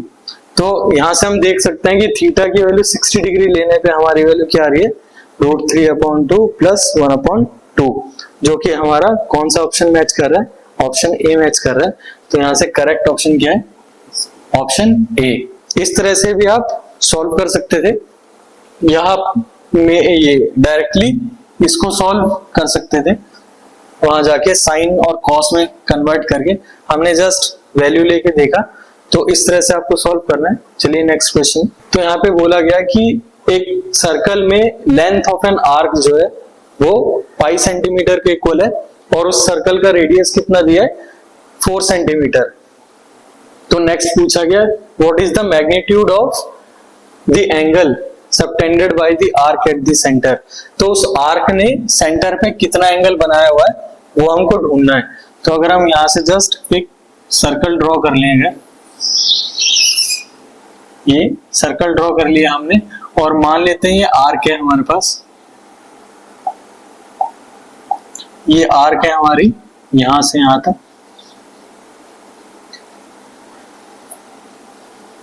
ये आर्क है और यहाँ पे सर्कल का सेंटर सी है। तो हमें जस्ट ये एंगल ढूंढना है थीटा, थीटा एंगल ढूंढना है और यहाँ पे रेडियस कितना दिया हुआ है 4 सेंटीमीटर और यहाँ पे लेंथ ऑफ आर्क दी है, मान लेते हैं कि ये आर्क क्या है ए बी। तो लेंथ जो है ए बी आर्क की वो कितनी दी है पाई सेंटीमीटर, पाई सेंटीमीटर। तो हमें मैग्नीट्यूड ढूंढना है इसका थीटा का। तो लेंथ ऑफ आर्क का एक फॉर्मूला होता है, वो इस तरह से होता है कि length of arc is equal to theta जो सेंटर पे एंगल बना है अपॉन में 2 पाई इंटू में सर्कल का सरकमफेरेंस। तो यहां से हो जाएगा 2 पाई आर, ये फॉर्मूला होता है। तो जस्ट हमें यहाँ पे थीटा ढूंढना है, तो हमें आर दिया हुआ है और एल दिया हुआ है। तो लेंथ ऑफ आर कितना दिया हुआ है पाई सेंटीमीटर में। तो जस्ट हम सेंटीमीटर को हटा रहे हैं क्योंकि यहाँ पे मैग्नीट्यूड पूछा है। तो पाई यहाँ से 2 पाई कैंसिल आउट होगा, तो यहाँ पे आ जाएगा थीटा इंटू आर और आर कितना दिया हुआ है 4 सेंटीमीटर। तो यहाँ पे लिख देंगे 4। तो यहाँ से थीटा की वैल्यू कितनी आ गई, मैग्नीट्यूड कितना आ गया पाई बाय 4। तो जस्ट आपका ये सॉल्यूशन था पाई बाय 4।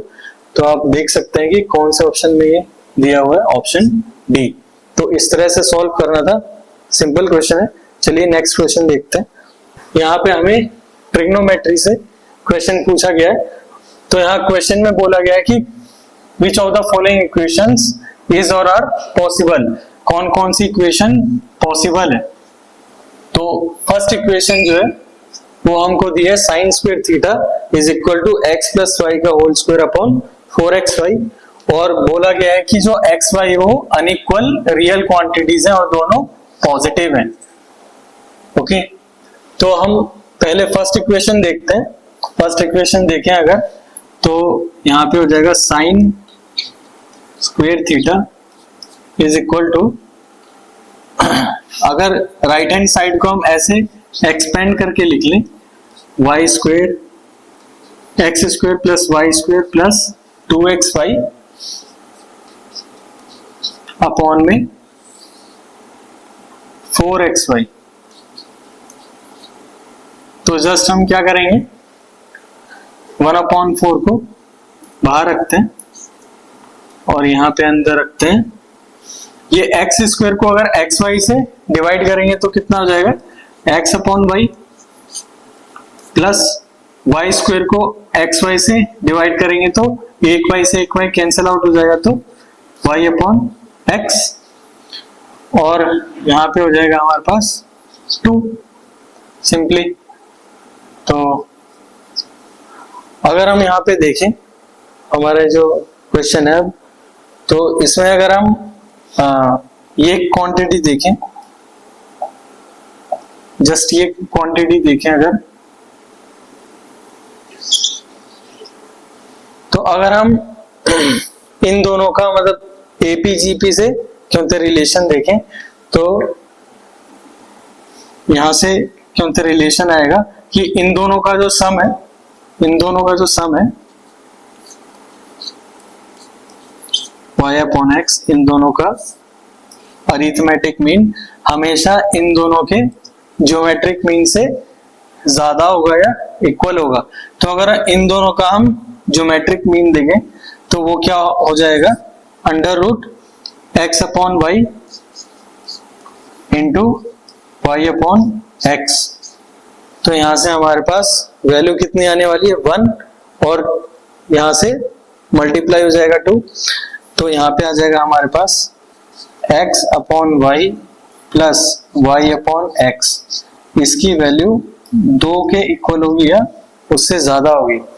तो यहाँ पे देखिए अगर इसकी वैल्यू 2 या 2 से ज्यादा होने वाली है, तो अगर हम यहाँ पे देखें ओवरऑल वैल्यू क्या होने वाली है, तो यहाँ पे हो जाएगा 2 प्लस जो यहाँ पे वैल्यू आने वाली हो 2 से ज्यादा या 2 के बराबर आएगी, तो यहाँ पे 4 रखेंगे। तो अगर हम जस्ट देखें कि अगर यहाँ पे 4 वैल्यू है, अगर 4 क्यों ले रहे हैं, तो यहाँ पे अब हम साइन स्क्वायर थीटा देख लेते हैं लेफ्ट हैंड साइड में। इसको अभी यहीं पे छोड़ देते हैं, अपना लेफ्ट हैंड साइड देखते हैं कि लेफ्ट हैंड साइड में कौन सी वैल्यू रेंज कर रही है। तो अगर हम देखें साइन स्क्वायर थीटा को क्या होता है, लिख सकते हैं cos 2 theta equal to 1 minus 2 sine square theta, ऐसे करके लिख सकते हैं। तो जस्ट अगर हम 2 साइन स्क्वायर थीटा को लेफ्ट हैंड साइड भेज दें और उसको राइट हैंड साइड, तो क्या हो जाएगा 2 sine square theta is equal to 1 minus cos 2 theta, और यहाँ पे आ जाएगा sine square theta is equal to 1 upon 2 minus cos 2 theta upon 2, ऐसे करके आ जाएगा। तो यहाँ पे अगर हम साइन स्क्वायर थीटा की वैल्यू देखें तो ये जो कॉस 2 थीटा है, ये कॉस 2 थीटा, इसकी वैल्यू कहां से कहां रेंज करने वाली है, -1 से +1। तो अगर इसकी लोवेस्ट वैल्यू देखें तो क्या पॉसिबल है, अगर cos 2 थीटा को -1 रख देंगे तो ऊपर -1 -1 +1, तो 1 + 1 2, 2 अपॉन 2 1। तो यहाँ पे मैक्सिमम वैल्यू क्या पॉसिबल है, 1 पॉसिबल है। और उसी तरह से अगर इसकी मिनिमम वैल्यू देखें, ये अगर यहाँ पे 1 रख देंगे तो ओवरऑल क्या हो जाएगा 0, इसकी मैक्सिमम वैल्यू +1, तो 1 अपॉन 2 माइनस 1 अपॉन 2 0। और अगर मैं यहाँ पे -1 क्यों रख दूंगा तो इसकी वैल्यू क्या पॉसिबल है, 1। तो हमारी यहाँ पे इस ओवरऑल क्वांटिटी की वैल्यू कहां से कहां जा रही है, 0 से 1। तो इसकी वैल्यू हमारे पास 0 से 1 जा रही है। और यहाँ पे देखिए यहाँ पे वैल्यू क्या है, यहाँ पे अगर हम देखें कि इसकी ये लेफ्ट हैंड साइड में लोएस्ट पॉसिबल वैल्यू 0 है और यहाँ पे लोएस्ट पॉसिबल वैल्यू क्या आ रही है, अगर यहाँ पे इक्वालिटी का साइन ले लें तो 4 अपॉन 4 यानी कि 1। तो lowest possible value right hand side में 1 आ रही है और लेफ्ट हैंड साइड में क्या आ रही है, 0। तो ये कभी पॉसिबल नहीं हो सकता। तो इसलिए ये ऑप्शन हमारा क्या है, रॉन्ग ऑप्शन है। तो यहाँ पे फर्स्ट ऑप्शन नहीं हो सकता। यहाँ हमने देखा कि कैसे हमारा जो फर्स्ट ऑप्शन है वो इनकरेक्ट है। तो हम देखते हैं नेक्स्ट इक्वेशन क्या है। दूसरी इक्वेशन अगर हम देखें तो यहाँ पे क्या दिया हुआ है, sine theta plus cos theta is equal to X plus 1 upon X. तो अगेन हम अरिथमेटिक मीन और ज्योमेट्रिक मीन में जो रिलेशन है वहां से हम देखते हैं कि x प्लस 1 अपॉन एक्स इसकी वैल्यू कितनी पॉसिबल है। ठीक है, तो यहाँ पे अगर हम अरिथमेटिक मीन देखें, मीन मतलब एवरेज, तो अरिथमेटिक मीन क्या हो जाएगा, यहाँ पे 2 ऑब्जर्वेशन है x और 1 अपॉन एक्स। तो x प्लस 1 अपॉन एक्स का एवरेज क्या हो जाएगा, arithmetic mean x plus 1 upon x upon 2। और अरिथमेटिक मीन की वैल्यू हमेशा बड़ी होती है या इक्वल होती है ज्योमेट्रिक मीन से। तो अगर हमारे पास 2 ऑब्जर्वेशन है तो यहाँ पे हम स्क्वायर रूट लेते हैं, square root of x into 1/x, तो x इंटू 1/x। तो यहां से हम देख सकते हैं कि x प्लस 1/x की वैल्यू क्या आ जाएगी, ये वैल्यू हमेशा 2 या 2 से ज्यादा होगी। तो x प्लस 1/x की वैल्यू 2 या 2 से ज्यादा होगी, ये कंफर्म हो गया AM और GM के कॉन्सेप्ट से।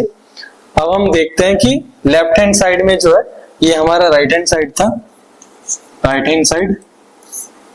अब हम देखते हैं लेफ्ट हैंड साइड। तो यहाँ पे अगर हम अपना लेफ्ट हैंड साइड देखें इक्वेशन का, तो यहाँ पे साइन थीटा दिया है प्लस कॉस थीटा दिया है।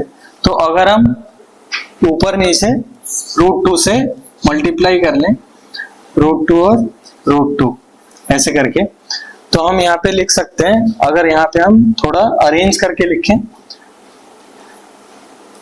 अरेंज करके कैसे, √2 इंटू में 1/√2, कॉस की वैल्यू 45 पे होती है, तो यहाँ पे हो जाएगा cos 45 degree into sine theta plus 1/√2, sine की भी वैल्यू होती है 45 पे, तो यहाँ पे हो जाएगा sine 45 degree into cos theta, ऐसे करके। तो यहाँ से हम देख सकते हैं कि यहाँ पे sign A cos B plus cos A sine B, वो फॉर्मूला यूज हो रहा है। तो जस्ट हमारे पास यहाँ पे इक्वेशन बन जाएंगे √2 साइन थीटा प्लस 45 डिग्री, ये। और अगर साइन का कोई एंगल है, अगर इसको मान लेते हैं अल्फा मान ले अगर इस पूरी क्वांटिटी को, तो यहाँ पे हमारे पास हो जाएगा √2 टाइम्स साइन अल्फा। अब ये जो फंक्शन है साइन अल्फा, इसकी वैल्यू कहां से कहां पॉसिबल है, -1 से +1। तो ये जो ओवरऑल क्वांटिटी है, ये जो लेफ्ट हैंड साइड में ओवरऑल क्वांटिटी थी, इसकी वैल्यू कहां से कहां पॉसिबल है, इसकी रेंज है हमारी -√2 से लेके +√2 तक, +√2। और यहाँ पे √2 की वैल्यू क्या होती है 1.414, और यहाँ पे तो हमें दिया है कि राइट हैंड साइड में जो वैल्यू है वो तो 2 से ज्यादा है, और यहाँ पे जो लेफ्ट हैंड साइड की मैक्सिमम वैल्यू पॉसिबल है वो कितनी है, सिर्फ √2 पॉसिबल है, यानी कि 1.414। यहाँ पे लेफ्ट हैंड साइड की मैक्सिमम वैल्यू प्लस में 1.414 है, और यहाँ पे 2 है मिनिमम पॉसिबल वैल्यू। तो ये दोनों साइड कभी इक्वल हो ही नहीं सकती, तो इसलिए ये स्टेटमेंट भी हमारा गलत है, तो ये ऑप्शन भी गलत है, ऑप्शन 2। तो यहां से हम देखते हैं कि हमारा बी ऑप्शन है, नीदर 1 और नॉट 2, तो ये ऑप्शन सही था हमारा। चलिए देखते हैं नेक्स्ट क्वेश्चन। तो इस क्वेश्चन में कहा गया था कि for how many values of alpha does the expression sin alpha plus 2 into sine alpha plus 4 into sine alpha minus 2 into sine alpha minus 4, ये वैल्यू कब 0 हो सकती है, ये हमको पूछा गया था। तो अगर हम यहाँ पे एक्सप्रेशन को लिख लें, तो यहाँ पे कहा गया था sine alpha plus 2 into sine alpha plus 4 into sine alpha minus 2, और यहाँ पे साइन अल्फा माइनस 4, इसकी वैल्यू 0 कब कब पॉसिबल है। तो एक तो ये है कि अगर हम इन चारों टर्म्स में से किसी भी एक टर्म को 0 कर दें, तो ये पूरा एक्सप्रेशन क्या हो जाएगा, 0 हो जाएगा। तो अगर यहाँ पे 0 करना है, तो या तो हमको इस टर्म को 0 करना पड़ेगा, इस टर्म को 0, या इसको या इसको या इसको, किसी एक को 0 करना पड़ेगा। पर हमें पता है कि साइन अल्फा की वैल्यू जो है वो -1 से 1 तक ही पॉसिबल है। तो अगर हमें इस टर्म को जीरो करना है तो यहाँ पे साइन अल्फा की वैल्यू क्या होनी चाहिए, -2, जो कि पॉसिबल नहीं है, तो ये टर्म हमारा जीरो नहीं हो सकता। अब अगर हम ये टर्म देखें तो ये टर्म के लिए हमको साइन अल्फा कितना चाहिए, -4, जो कि पॉसिबल नहीं है क्योंकि साइन अल्फा की सबसे कम वैल्यू -1 है और पॉजिटिव में +1 है। अगेन अगर हम यहाँ पे देखें तो हमें +2 वैल्यू चाहिए साइन अल्फा की, जो कि पॉसिबल नहीं है। अगेन अगर हम ये टर्म देखें तो यहाँ पे हमें +4 वैल्यू चाहिए अगर इसको जीरो करना है, तो यानी कि यहाँ भी हमें पॉसिबल नहीं है वैल्यू। तो इस तरह से हम देख सकते हैं कि चारों टर्म्स में से कोई भी टर्म ऐसा नहीं है जिसको हम जीरो कर सकते हैं, क्योंकि ऑलरेडी फैक्टर्ड फॉर्म में है, तो हम कोई भी टर्म नहीं देख रहे हैं जो जीरो हो रहा है। तो इसलिए यहाँ पे अल्फा की किसी भी वैल्यू के लिए ये एक्सप्रेशन जीरो नहीं होगा। तो यहाँ पे हमारा आंसर क्या होगा, नो वैल्यू ऑफ अल्फा।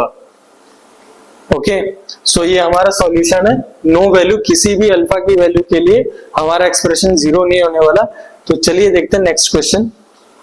तो इस क्वेश्चन में दिया हुआ है कि जो x की वैल्यू है यहाँ पे वो 0 से 30 डिग्री के बीच में, जहाँ पे 0 इंक्लूडेड है, 30 इंक्लूडेड नहीं है।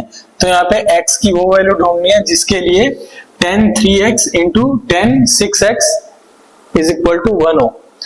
तो यहाँ पे हमारा एक फॉर्मूला यूज होने वाला है, वो कौन सा है, tan 2 थीटा, इसको हम लिखते हैं 2 tan थीटा अपॉन में 1 माइनस tan स्क्वायर थीटा, ये फॉर्मूला यूज होगा। तो अगर यहाँ पे ये फॉर्मूला है, तो अगर मैं इसको 6x ले लूं, 6x ले लो अगर 2 थीटा को, तो हमारा tan 6x कितना हो जाएगा, 2 थीटा कितना हो जाएगा, थीटा कितना हो जाएगा, 3x हो जाएगा।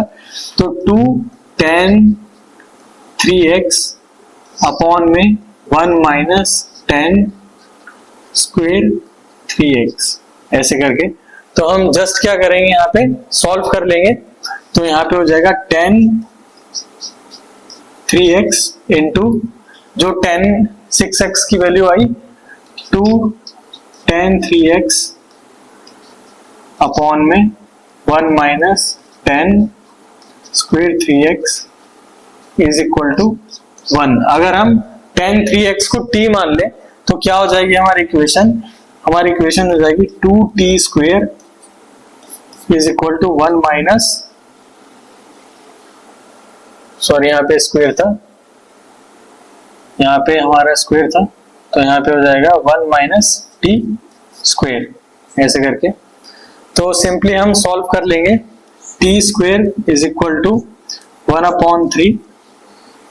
सो टी की वैल्यू क्या आ जाएगी, यहाँ पे टी की वैल्यू आ जाएगी 1 अपॉन √3, 1 अपॉन √3 आ जाएगी। और ये t क्या लिया था हमने, tan 3x लिया था। तो यहाँ पे हमारे पास यहाँ से tan 3x की वैल्यू आ गई 1 अपॉन √3। अब हम जानते हैं कि यहाँ पे प्लस माइनस आएगा, लेकिन क्योंकि हमें यहाँ पे बोला गया कि x की वैल्यू 0 से 30 डिग्री के बीच है, तो इसलिए हम यहाँ से पॉजिटिव वैल्यू ही लेंगे, तो 1 अपॉन √3 वैल्यू आएगी। तो अब हम जानते हैं कि tan की 1 अपॉन √3 वैल्यू कहां पर होती है, 30 डिग्री पे होती है।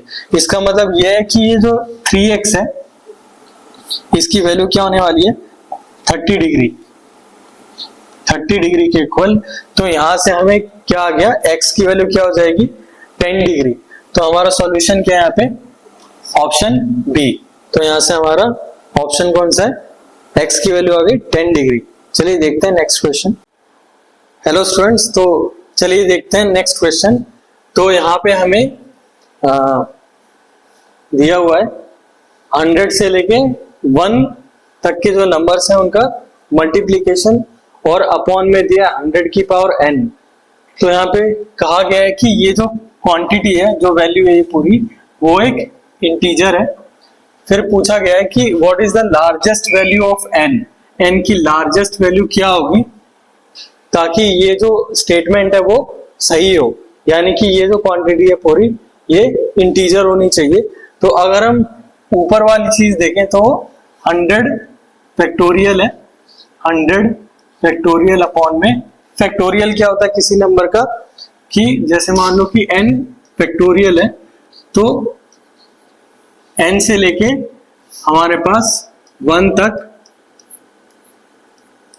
मल्टीप्लीकेशन आता रहेगा उसका। जैसे मान लो यहाँ पे होता है 5 फैक्टोरियल, तो 5 इंटू 4 इंटू 3 इंटू 2 इंटू 1 ऐसे करके। तो उसी तरह से ऊपर हमारे पास क्या दिया है 100 फैक्टोरियल अपॉन में 100 की पावर n, 100 की पावर n। तो लार्जेस्ट वैल्यू क्या पॉसिबल है, तो अगर लार्जेस्ट पॉसिबल वैल्यू देखनी है हमें तो ऊपर हमको ये देखना होगा कि नंबर ऑफ फाइव्स कितने हैं। तो अगर फैक्टोरियल में हमें, अगर 100 फैक्टोरियल में n फैक्टोरियल में 5 नंबर ऑफ फाइव्स देखने होता है तो हम क्या करते हैं कि जैसे 100 है यहाँ पे, इसको हम 5 की इंक्रीजिंग पावर से डिवाइड करेंगे जब तक कि रिमाइंडर हमारा फ्रैक्शनल वैल्यू नहीं आ जाता। तो अगर एक बार हम 100 को 5 से डिवाइड करेंगे तो यहाँ पे आएगा 20। उसके बाद जाके जब हम 100 को 5 की 2 पावर से करेंगे डिवाइड तो यहाँ पे क्या कितना आ जाएगा 100 अपॉन 25 यानी कि 4। अब अगर हम 5 की पावर 3 ले लेंगे नीचे,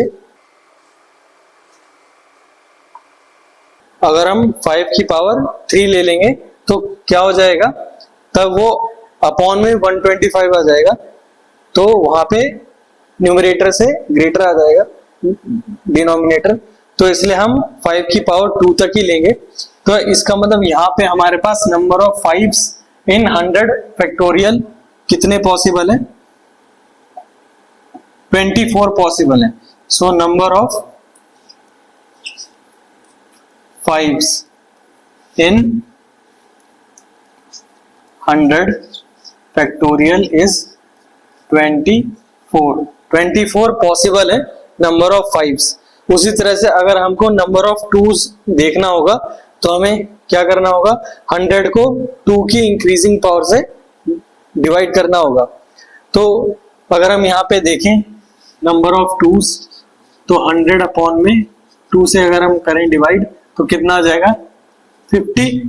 तो पहले हमें कितना मिल गया 50, तो 100 फैक्टोरियल में यहाँ पे 52 आ गए, जबकि 5 हमारे पास कितने 24 है, यानी कि जो 10 वाले टर्म्स आने उसको ये 5 वाला टर्म, ये नंबर ऑफ फाइव्स क्या कर रहा है लिमिट कर रहा है, क्योंकि 2 तो हमारे पास 50 है लेकिन 5 कितने हमारे पास 24 है, और 10 करने के लिए हमें क्या चाहिए होता है 5 चाहिए होता है।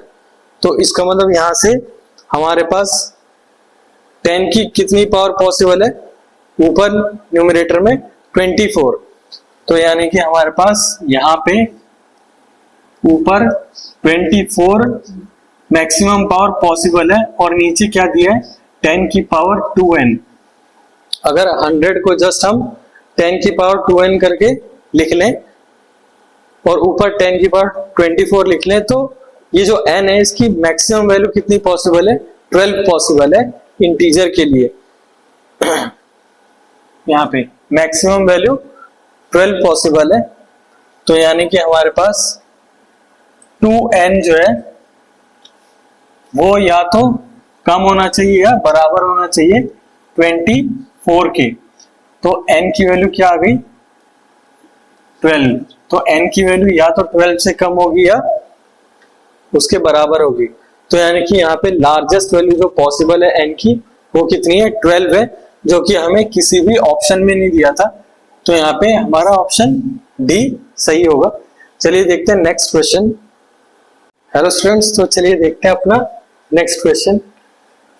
तो यहाँ पे हमारे पास स्क्वायर रूट की टर्म्स में कुछ दिया हुआ है और पूछा है कि ये जो क्वांटिटी है ये किसके इक्वल होगी।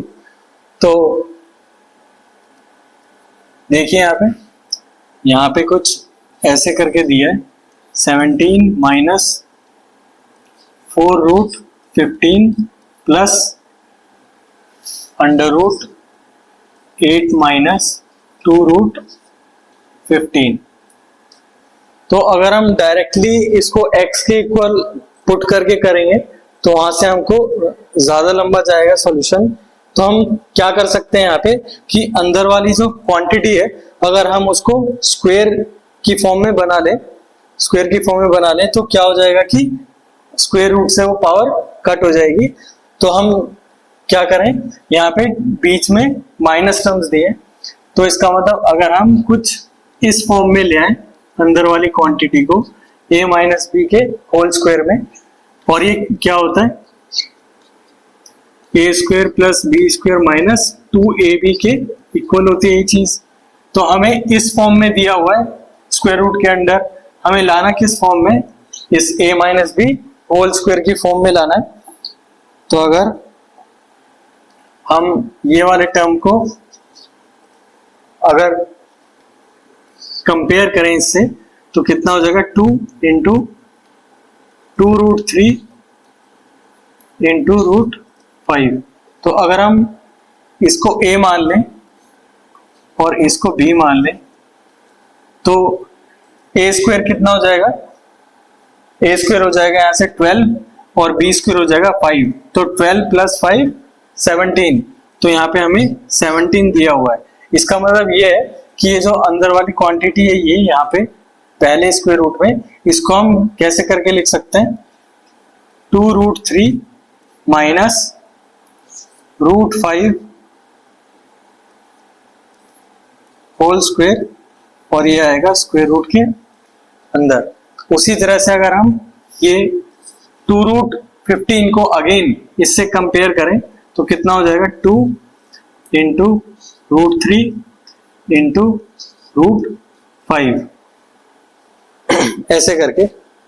तो यहाँ पे हमारे पास 2 है तो a हम क्या ले सकते हैं, रूट 3 को a मान सकते हैं और रूट 5 को b मान सकते हैं। फिर चेक करके देख लेते हैं कि इनके स्क्वायर का सम 8 आ रहा है नहीं। तो रूट 3 का स्क्वायर 3 और रूट 5 का स्क्वायर 5, तो 5 प्लस 3 8। तो यहाँ से तो इसका मतलब ये है कि जो हमने a और b की वैल्यू यहाँ पे एज्यूम की है वो एकदम सही है। तो यहाँ से क्या आ जाएगा हमारे पास plus under root 3 plus root 5 का होल स्क्वायर ऐसे करके। तो हम यहाँ से सिंपली क्या करेंगे, स्क्वायर रूट जो है वो पावर से हट जाएगा तो सिंपली हमारे पास ये टर्म्स आ जाएंगे। तो 2 root 3 minus root 5 plus root 3 plus root 5, sorry यहाँ पे माइनस आएगा,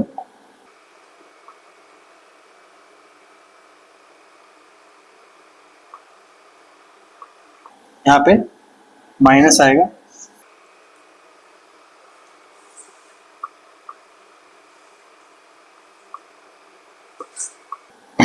यहाँ भी तो हम इसको मतलब ऐसे करके लिख सकते हैं, स्क्वायर रूट के अंदर जब कोई भी क्वांटिटी आती है तो हम उसको मतलब प्लस माइनस करके लेते हैं। तो यहाँ पे हमारे पास प्लस माइनस आ सकता है, यहाँ भी वैसे ही plus minus root 3 minus root 5 और बीच में प्लस का साइन है, यहाँ पे प्लस माइनस होगा। तो जस्ट इसको सॉल्व करके देख लेते हैं तो कितना आ जाएगा यहाँ से। तो अगर हम यहाँ पे माइनस साइन ले लें, माइनस साइन ले लें यहाँ पे तो कितना हो जाएगा 2 रूट 3 माइनस रूट 5 और यहाँ पे अगर माइनस साइन लें तो हो जाएगा माइनस रूट 3 प्लस रूट 5। हम कोई भी साइन लेके चेक कर सकते हैं कितनी वैल्यू आ रही है।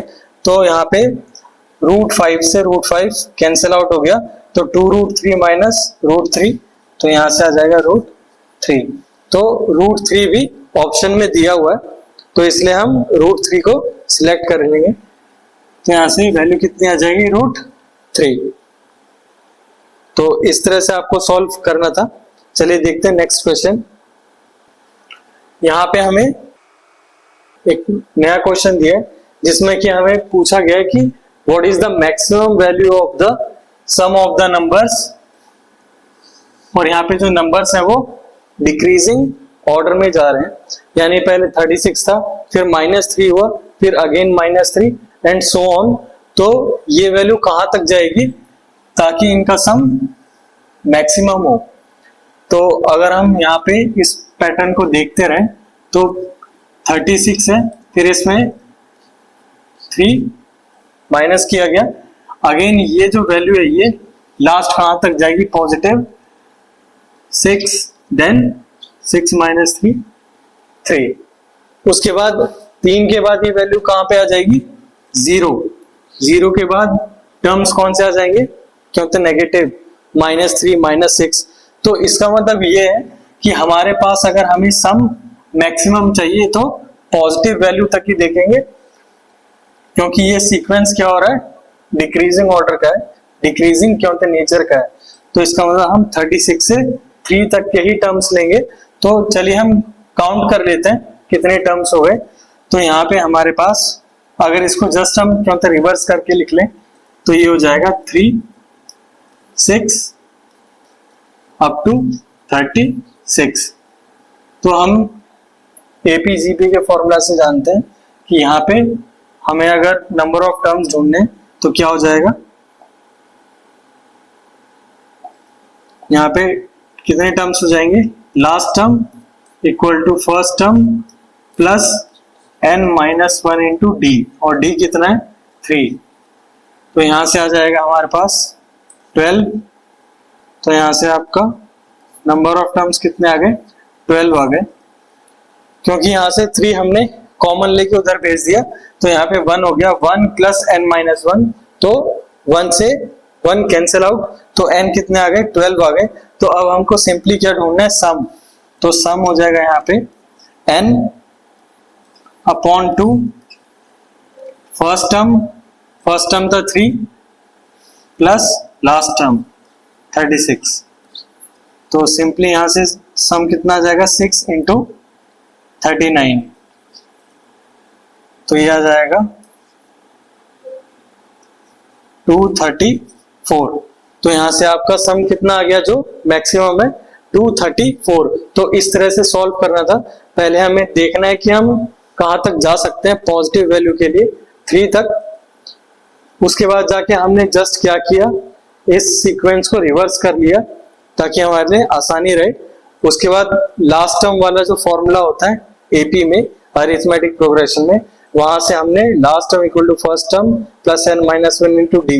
डी कॉमन डिफरेंस होता है किसी भी दो कॉन्जिक्यूटिव टर्म्स के बीच। तो वहां से हम n की वैल्यू ले आए, 12 टर्म्स हैं ऐसे। फिर सम ढूंढने के लिए just n upon 2 a plus last term, first term plus last term, तो वहां से 234 है। तो हमारा ऑप्शन सी करेक्ट है। चलिए देखते हैं नेक्स्ट क्वेश्चन। तो इस क्वेश्चन में कहा गया है कि the ratio of sum of two numbers to their difference is 5:1, यानी कि अगर हम दो नंबर को ही अज्यूम कर लें x y, तो उनका सम, उनका जो सम है और जो उनका डिफरेंस है, इन दोनों का रेशियो कितना दिया हुआ, 5:1, 5:1 दिया है। तो हमें पूछा है कि what is the ratio of sum of their squares to their difference, to the difference of their squares, यानी कि हमें पूछा क्या गया है, x square plus Y square upon x square minus Y square, ये पूछा गया है। तो अगर हम जस्ट यहाँ पे, अगर हम यहाँ पे ये वाली क्वांटिटी में वाई स्क्वायर कॉमन कर लेंगे तो यहां से हमारे पास ये एक्सप्रेशन क्या बन जाएगा, वाई स्क्वायर और अंदर हो जाएगा X square upon Y square plus 1 upon में Y square X square upon Y square -1, इस तरह से हो जाएगा। अगर हम दोनों टर्म में वाई स्क्वेयर कॉमन कर लें, अगर वाई नहीं है इसके साथ तो वाई स्क्वेयर के साथ ऊपर नीचे मल्टीप्लाई कर लेंगे, फिर कॉमन ले लेंगे, तो वहां से हमारे पास ये टर्म आ जाएगा, नीचे भी ऐसे। तो यहाँ पे क्या होगा, यहाँ पे simply y square cancel out हो जाएगा। तो अब हमें क्या चाहिए, अब हमें x अपॉन वाई की वैल्यू चाहिए, ठीक है।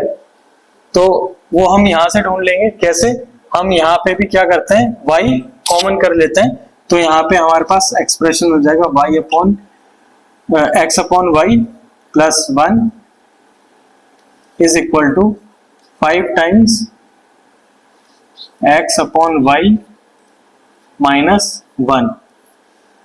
जैसे हमने क्या किया, y कॉमन किया, फिर y से y कैंसिल आउट किया, देन क्रॉस मल्टीप्लाई कर दिया, तो वहां से ये चीज आ गई। अब हम यहाँ पे क्या देख रहे हैं कि यहाँ पे आ जाएगा x अपॉन वाई प्लस 1 और यहाँ पे हो जाएगा 5x अपॉन वाई -5। तो यहाँ से हमें आ जाएगा 6 upon 4 is equal to x upon y. तो एक्स वाई की वैल्यू क्या आ गई, सिंपली एक्स वाई की वैल्यू आ गई 3/2। 3/2 आ गई वैल्यू। तो अब हम यहाँ पे डाल देंगे, तो देखते हैं क्या आता है यहाँ पे रिजल्ट। तो 3/2 अगर यहाँ पे रखेंगे तो 3/2 होल स्क्वायर प्लस 1 अपॉन में 3/2 होल स्क्वायर -1। तो यहाँ पे कितना आ जाएगा, ऊपर आ जाएगा 3 स्क्वायर प्लस 2 स्क्वायर अपॉन 4 और नीचे आ जाएगा 3 स्क्वायर माइनस 2 स्क्वायर अपॉन 4। तो 4 से 4 कैंसिल आउट हो जाएगा। तो यहाँ पे सिंपली हो जाएगा 9 प्लस 4, नीचे हो जाएगा 9 माइनस 4। तो यहाँ से 9 प्लस 4 13 और 9 माइनस 4 5। तो यहाँ पे हमारा रेशियो कितना आ गया, 13:5 आ गया। तो हमारा करेक्ट सॉल्यूशन कौन सा था, 13:5, ऑप्शन ए। तो इस तरह से आपको सॉल्व करना था। चलिए देखते हैं नेक्स्ट क्वेश्चन। देखिए नेक्स्ट क्वेश्चन है हमारा, यहाँ पे क्वेश्चन में बोला गया है कि अगर कोई आदमी अपनी यूजुअल स्पीड से, मतलब जिस स्पीड पे वो चलता है अक्सर, तो उसकी अगर 3/5 स्पीड से चले तो वो आदमी 20 मिनट से लेट हो जाएगा कहीं पहुंचने से। तो यहाँ पूछा गया है कि what is the usual time if he travels at his usual speed. अगर वो अपनी आम चाल से, मतलब जिस स्पीड पे वो अक्सर चलता है उस स्पीड से चले तो उसको कितना टाइम लगता होगा, यूजुअल टाइम कितना होता होगा। तो मान लेते हैं कि वो आदमी अपने घर से ऑफिस जा रहा है और डिस्टेंस कितना है, d है। तो मान लेते हैं कि वो अपने घर से, होम से ऑफिस जा रहे हैं और इन दोनों के बीच में जो डिस्टेंस है वो स्मॉल d है। तो उसकी स्पीड मान लेते हैं स्मॉल s और टाइम मान लेते हैं t। तो हमारे पास स्पीड कितनी हो गई उसकी, d/t। यहाँ पे हमारे पास जो नॉर्मल स्पीड है उसकी, यूजुअल स्पीड वो s है और डिस्टेंस घर से ऑफिस का d है और टाइम मान लेते हैं उसको t टाइम लगता है। तो ये हमारी फर्स्ट इक्वेशन है जो हमने अज्यूम किया है। अब क्वेश्चन में कहा गया है कि अगर वो इस स्पीड का 3/5 पार्ट से चले, मतलब 3/5 ऑफ दिस स्पीड s, तो सेम डिस्टेंस के लिए वो 20 मिनट से लेट हो जाएगा। तो यहाँ पे अगर हमारे पास पहले टाइम t था तो यानी कि अब उसे 20 मिनट ज्यादा लगेंगे, तो यानी कि t+20 हो जाएगा। यहाँ पे t+20 हो जाएगा। तो अब हमें सिंपली क्या ढूंढना था, टाइम ढूंढना था उसका, t ढूंढना था। तो हमको d और s में या ds में रिलेशन ढूंढना होगा ताकि हम d और s को रिप्लेस कर सके t से। तो अगर हम ये वाली इक्वेशन देखें यहाँ पे, इस इक्वेशन से अगर t को हम ऐसे करके लिख लें d अपॉन s। तो यहां से हमें t कितना आ गया, d अपॉन s। उसके बाद यहाँ पे हम क्रॉस मल्टीप्लाई कर लें तो यहाँ पे हो जाएगा 3 upon 5 t plus 20 is equal to d upon s, और d अपॉन s क्या था, t था। तो अगेन हम 5 को मल्टीप्लाई कर देंगे उधर, तो यहां से कितना आ गया 3t plus 60 is equal to 5t। तो यहां से t की वैल्यू कितनी आ जाएगी, t की वैल्यू सिंपली आ जाएगी 60 अपॉन 2 यानी कि 30 मिनट्स। 30 मिनट्स। तो यूजुअल टाइम जो लेता है वो कितना लेता है, 30 मिनट्स लेता है। तो यहाँ पे हमारा सॉल्यूशन कौन सा था, ऑप्शन बी। तो इस तरह से आपको सॉल्व करना था। चलिए देखते हैं नेक्स्ट क्वेश्चन। हेलो स्टूडेंट्स, तो देखते हैं नेक्स्ट क्वेश्चन। तो यहाँ पे हमारे पास पूछा गया है कि ये जो नंबर दिए यहाँ पे नंबर दिए, इसके कितने फैक्टर्स होंगे, कितने फैक्टर्स होंगे। तो नंबर ऑफ फैक्टर्स ढूंढने के लिए पहले तो ये रूल होता है कि कोई भी आपका नंबर है तो आप उसको क्या करो, मान लेते हैं कैपिटल N एक नंबर है तो उसको हम प्राइम फैक्टर में ले आते हैं। जैसे P Q R कोई प्राइम नंबर होंगी और अगर इनकी पावर M N L है तो हमारे पास जो नंबर ऑफ फैक्टर्स होते हैं कितने हो जाते हैं, नंबर ऑफ फैक्टर्स हो जाते हैं हमारे पास m+1 n+1 इंटू l+1। ये इस तरह से अगर हम किसी भी नंबर को प्राइम फैक्टर्स की फॉर्म में ले आए और उनकी कुछ पावर हो तो नंबर ऑफ फैक्टर्स के लिए ये फॉर्मूला होता है m+1 n+1 l+1। तो अगर हम यहाँ पे ये क्वांटिटी देखें तो अगर हम यहाँ पे इसको लिख लेते हैं 24 की पावर 3 माइनस 16 की पावर 3 माइनस 8 की पावर 3। तो इसमें से हम 8 की पावर 3 कॉमन ले सकते हैं। तो अगर हम 8 की पावर 3 को कॉमन लेंगे तो यहाँ पे क्या हो जाएगा, 8 3 जा 24, तो 3 की पावर 3 रह जाएगी, माइनस 8 2 जा 16, तो यहाँ पे 2 की पावर 3 रह गई और यहाँ पे सिंपली 1। तो अगर हम यहाँ पे इसको सॉल्व कर लें तो कितना हो जाएगा, यहाँ पे ये हो जाएगा 2 की पावर 3, इसकी पावर 3 और अंदर वाली क्वांटिटी हो जाएगी 3 का क्यूब होता है 27 माइनस 2 का क्यूब 8 माइनस 1। तो 27 माइनस 9 18, तो यहाँ पे हो जाएगा 2 की पावर 9 इंटू 18। 18 को हम कैसे लिख सकते हैं, 18 को हम लिख सकते हैं 2 इंटू 3 की पावर 2, ऐसे करके लिख सकते हैं। तो अब यहाँ पे ठीक से अरेंज कर लेते हैं। 2 की पावर कितनी हो गई 10 इंटू 3 की पावर 2।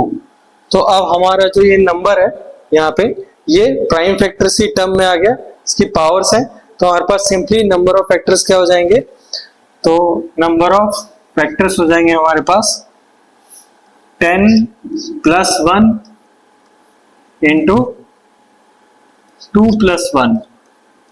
तो सिंपली यहां से आ जाएगा 11 इंटू 3 विच इज 33। तो हमारे पास कितने फैक्टर्स आ जाएंगे, 33 आ जाएंगे। तो ऑप्शन में कहाँ है 33, ऑप्शन ए, ये हमारा सही आंसर है। तो इस तरह से आपको सॉल्व करना था। चलिए देखते हैं नेक्स्ट क्वेश्चन। तो चलिए देखते हैं अपना नेक्स्ट क्वेश्चन। तो यहाँ पूछा गया what is the least number of complete years in which a sum of money put out at 20% compound interest will be more than doubled. मतलब कितने कम समय में, वो भी कितने कम कंप्लीट ईयर्स में कोई सम ऑफ मनी जो है जिसको हमने 20% कंपाउंड इंटरेस्ट पे सेव किया है वो डबल से ज्यादा हो जाएगा। ये हमें पूछा गया, यानी कि अमाउंट जो है वो डबल से ज्यादा हो जाएगा, ये पूछा गया है। तो जब किसी सम ऑफ मनी को हम कंपाउंड इंटरेस्ट पे देखते हैं तो उस केस में हमारे पास जो अमाउंट होता है उसका फॉर्मूला क्या होता है, P प्रिंसिपल अमाउंट या सम ऑफ मनी, उसके बाद 1 plus rate of interest upon 100 और यहाँ पे पावर आती है पीरियड्स में n क्या होता है, नंबर ऑफ कंप्लीट ईयर्स। तो यहाँ पे हमें n की लीस्ट वैल्यू ढूंढनी है, हमें लीस्ट वैल्यू चाहिए इस n की। तो हमें यहाँ पे अमाउंट क्या कहा गया है, मोर देन डबल्ड हो जाएगा। तो अभी हम ऐसे a को ऐसे करके तुरंत लिख लेते हैं। तो यहाँ पर P है और रेट कितना तो है, रेट दिया है 20%। तो यहाँ पर हो जाएगा 1 प्लस 20 अपॉन 100 इसकी पावर n। तो सिंपली हमारे पास आएगा P और यहाँ पे आ जाएगा 6 अपॉन 5 इसकी पावर n। और यहाँ पे पूछा गया है जो अमाउंट है ये कितने टाइम में क्या हो जाएगा, मोर देन डबल्ड हो जाएगा, ऐसे करके दिया है अमाउंट। तो हम क्या करेंगे, हम पहले ये देख लेते हैं कि कितने समय में ये वैल्यू ट्वाइस हो जाती है, उस केस में n की वैल्यू देख लेते हैं। तो अगर हम यहाँ पे सिंपली 2p रख दें तो यहाँ पे हमारे पास आ जाएगा, पहले हम चेक कर लेते हैं कि ट्वाइस कितने कंप्लीट ईयर्स में हुआ है। तो यहाँ से आ जाएगा हमारे पास, अगर इन दोनों को कंपेयर करें तो यहाँ से आ जाएगा 2 इज इक्वल टू 6 अपॉन 5 की पावर n। तो अगर हम ऑप्शन से चेक करें, ऑप्शन से अगर चेक करेंगे तो हम चेक करते हैं 4 को, 4 चेक करते हैं। तो यहाँ पर 6 की पावर 6 अपॉन 5 इसकी पावर 4 यानी कि 1.2 की पावर 4 अगर हम चेक करें तो कितना हो जाएगा, ये आ जाएगा 1.44 इंटू 1.44। तो अगर हम जस्ट इसको कैलकुलेट कर लें अगर हम, तो कितना आ जाएगा, ये आ जाएगा हमारे पास 2.0736 यानी कि यहाँ पर जो हमारी वैल्यू है वो 2 से ज्यादा आ रही है। तो इसका मतलब ये है, और यहाँ पे कुछ ही वैल्यू ज्यादा है, इसका मतलब अगर हम 3 पावर लेते तो शायद 2 को क्रॉस नहीं कर पाती। तो इसका मतलब ये है कि जो 4 वैल्यू हमने चूज की है यहाँ पे वो एकदम सही है। हम यहाँ पे अगर 5 भी चूज करें तो उस केस में भी जो हमारा अमाउंट है वो डबल से ज्यादा हो रहा है। लेकिन हमें पूछा क्या गया था, लीस्ट नंबर क्या होगा n का, मतलब n की लीस्ट पॉसिबल वैल्यू क्या होगी, ताकि जो हमारे पास अमाउंट हो वो ट्वाइस से ज्यादा हो जाए। तो ये ट्वाइस और सम पार्ट इसमें ऐड है, तो इसका मतलब ट्वाइस से ज्यादा है। तो हमारा ऑप्शन कौन सा सही था, ऑप्शन सी। तो इस तरह से आपको चेक करना था वैल्यू को, तो ऐसे चलना है। तो चलिए देखते हैं नेक्स्ट क्वेश्चन। तो चलिए देखते हैं अपना नेक्स्ट क्वेश्चन। तो यहाँ पे बोला गया है कि एक ट्रेन है जिसकी सर्टेन लेंथ है, उसको टी टाइम लगता है जब वो किसी स्टेशन को पास करती है। तो एक ट्रेन है जिसकी सर्टेन लेंथ है और वो टी टाइम में एक स्टेशन को पार करती है जिसकी लेंथ क्या है, x है। The same train with same speed takes time 2t to pass completely through another station of length y। और एक दूसरा स्टेशन है y जिसको पार करने में वो सेम ट्रेन जो है सेम स्पीड से 2t टाइम लेती है। तो हमें बताना है कि what is the time taken by train to pass completely through a station of length x plus y। अगर उस ट्रेन को एक ऐसे स्टेशन को पार करना हो जिसकी लेंथ फर्स्ट स्टेशन और सेकंड स्टेशन की कंबाइंड लेंथ हो, तो कितना टाइम उसको लगेगा, ये पूछा है यहाँ पे। तो टाइम पूछा गया है, ट्रेन क्या टाइम लेगी। तो हम पहला केस देखते हैं कि मान लेते हैं उस ट्रेन की लेंथ कैपिटल एल है और जो एक्स स्टेशन की लेंथ है उसको पार करने में कितना टाइम लगा होगा, तो यहाँ पे स्पीड मान लेते हैं ट्रेन की एस है। और जब कोई ट्रेन स्टेशन को पार करती है तो कितना डिस्टेंस वो ट्रेवल करती है, अपनी खुद की लेंथ प्लस स्टेशन की लेंथ, तो अपॉन में टाइम टी। ये हमारा फर्स्ट इक्वेशन है। फिर सेम स्पीड से सेम ट्रेन जो है एक दूसरे स्टेशन को पार करती है ऑफ लेंथ y, तो खुद की लंबाई प्लस स्टेशन की लंबाई अपॉन में 2t। ये सेकंड केस है। उसके बाद हमें पूछा था कि अगर सेम ट्रेन एक ऐसे स्टेशन को पार करना है जिसकी लंबाई x प्लस वाई है, तो अब कितना टाइम लेगी वो ट्रेन, तो स्पीड उसकी सेम s है और लंबाई कितनी हो गई l plus x plus Y upon, मान लेते हैं टाइम कैपिटल T ले रहा है, तो हमें सिंपली ये कैपिटल T की वैल्यू ढूंढनी है, कैपिटल T की वैल्यू ढूंढनी है। तो हम क्या करेंगे, हम यहाँ पे L की वैल्यू ढूंढ लेते हैं पहले। L की वैल्यू अगर इन दोनों इक्वेशन को हम कंबाइन कर लें या इक्वेट कर दें, ये दोनों इक्वेशन में सेम स्पीड है, यानी कि लेफ्ट हैंड साइड अगर सेम है तो राइट हैंड साइड भी सेम होगा। इसका मतलब ये है कि यहाँ पे हमारे पास इन दोनों को अगर हम इक्वल पुट कर दें तो यहां से आ जाएगा हमारे पास L plus x is equal to L plus Y upon 2। तो यहां से हमारे पास क्या आ जाएगा, 2L plus 2x is equal to L plus y. तो हमारे पास L की वैल्यू क्या आ जाएगी, L की वैल्यू आ जाएगी यहाँ पे y माइनस 2x। L की वैल्यू आ गई y माइनस 2x, और उसके बाद जाके हम अगर ये s की वैल्यू ढूंढे, s की वैल्यू क्या होगी, तो हम सिंपली क्या करेंगे, L की जो ये वैल्यू आई है उसको वापस से हम इस इक्वेशन में डाल देते हैं, फर्स्ट इक्वेशन में। तो यहां से हमारे पास s क्या आ जाएगा, s आ जाएगा हमारे पास y minus 2x plus x upon में t। तो s कितना आ गया, y minus x upon t small t।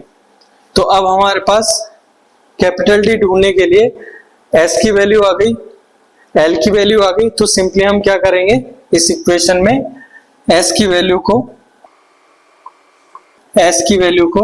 और L की वैल्यू को पुट कर देंगे यहाँ पे इस इक्वेशन में। तो हमारे पास कितना आ जाएगा time, t is equal to L की वैल्यू क्या थी, y minus 2x plus x plus y upon में s कितना आया था, ऐसा है हमारे पास y minus x upon t। तो ऊपर से कितना आ जाएगा, ऊपर से आ जाएगा हमारे पास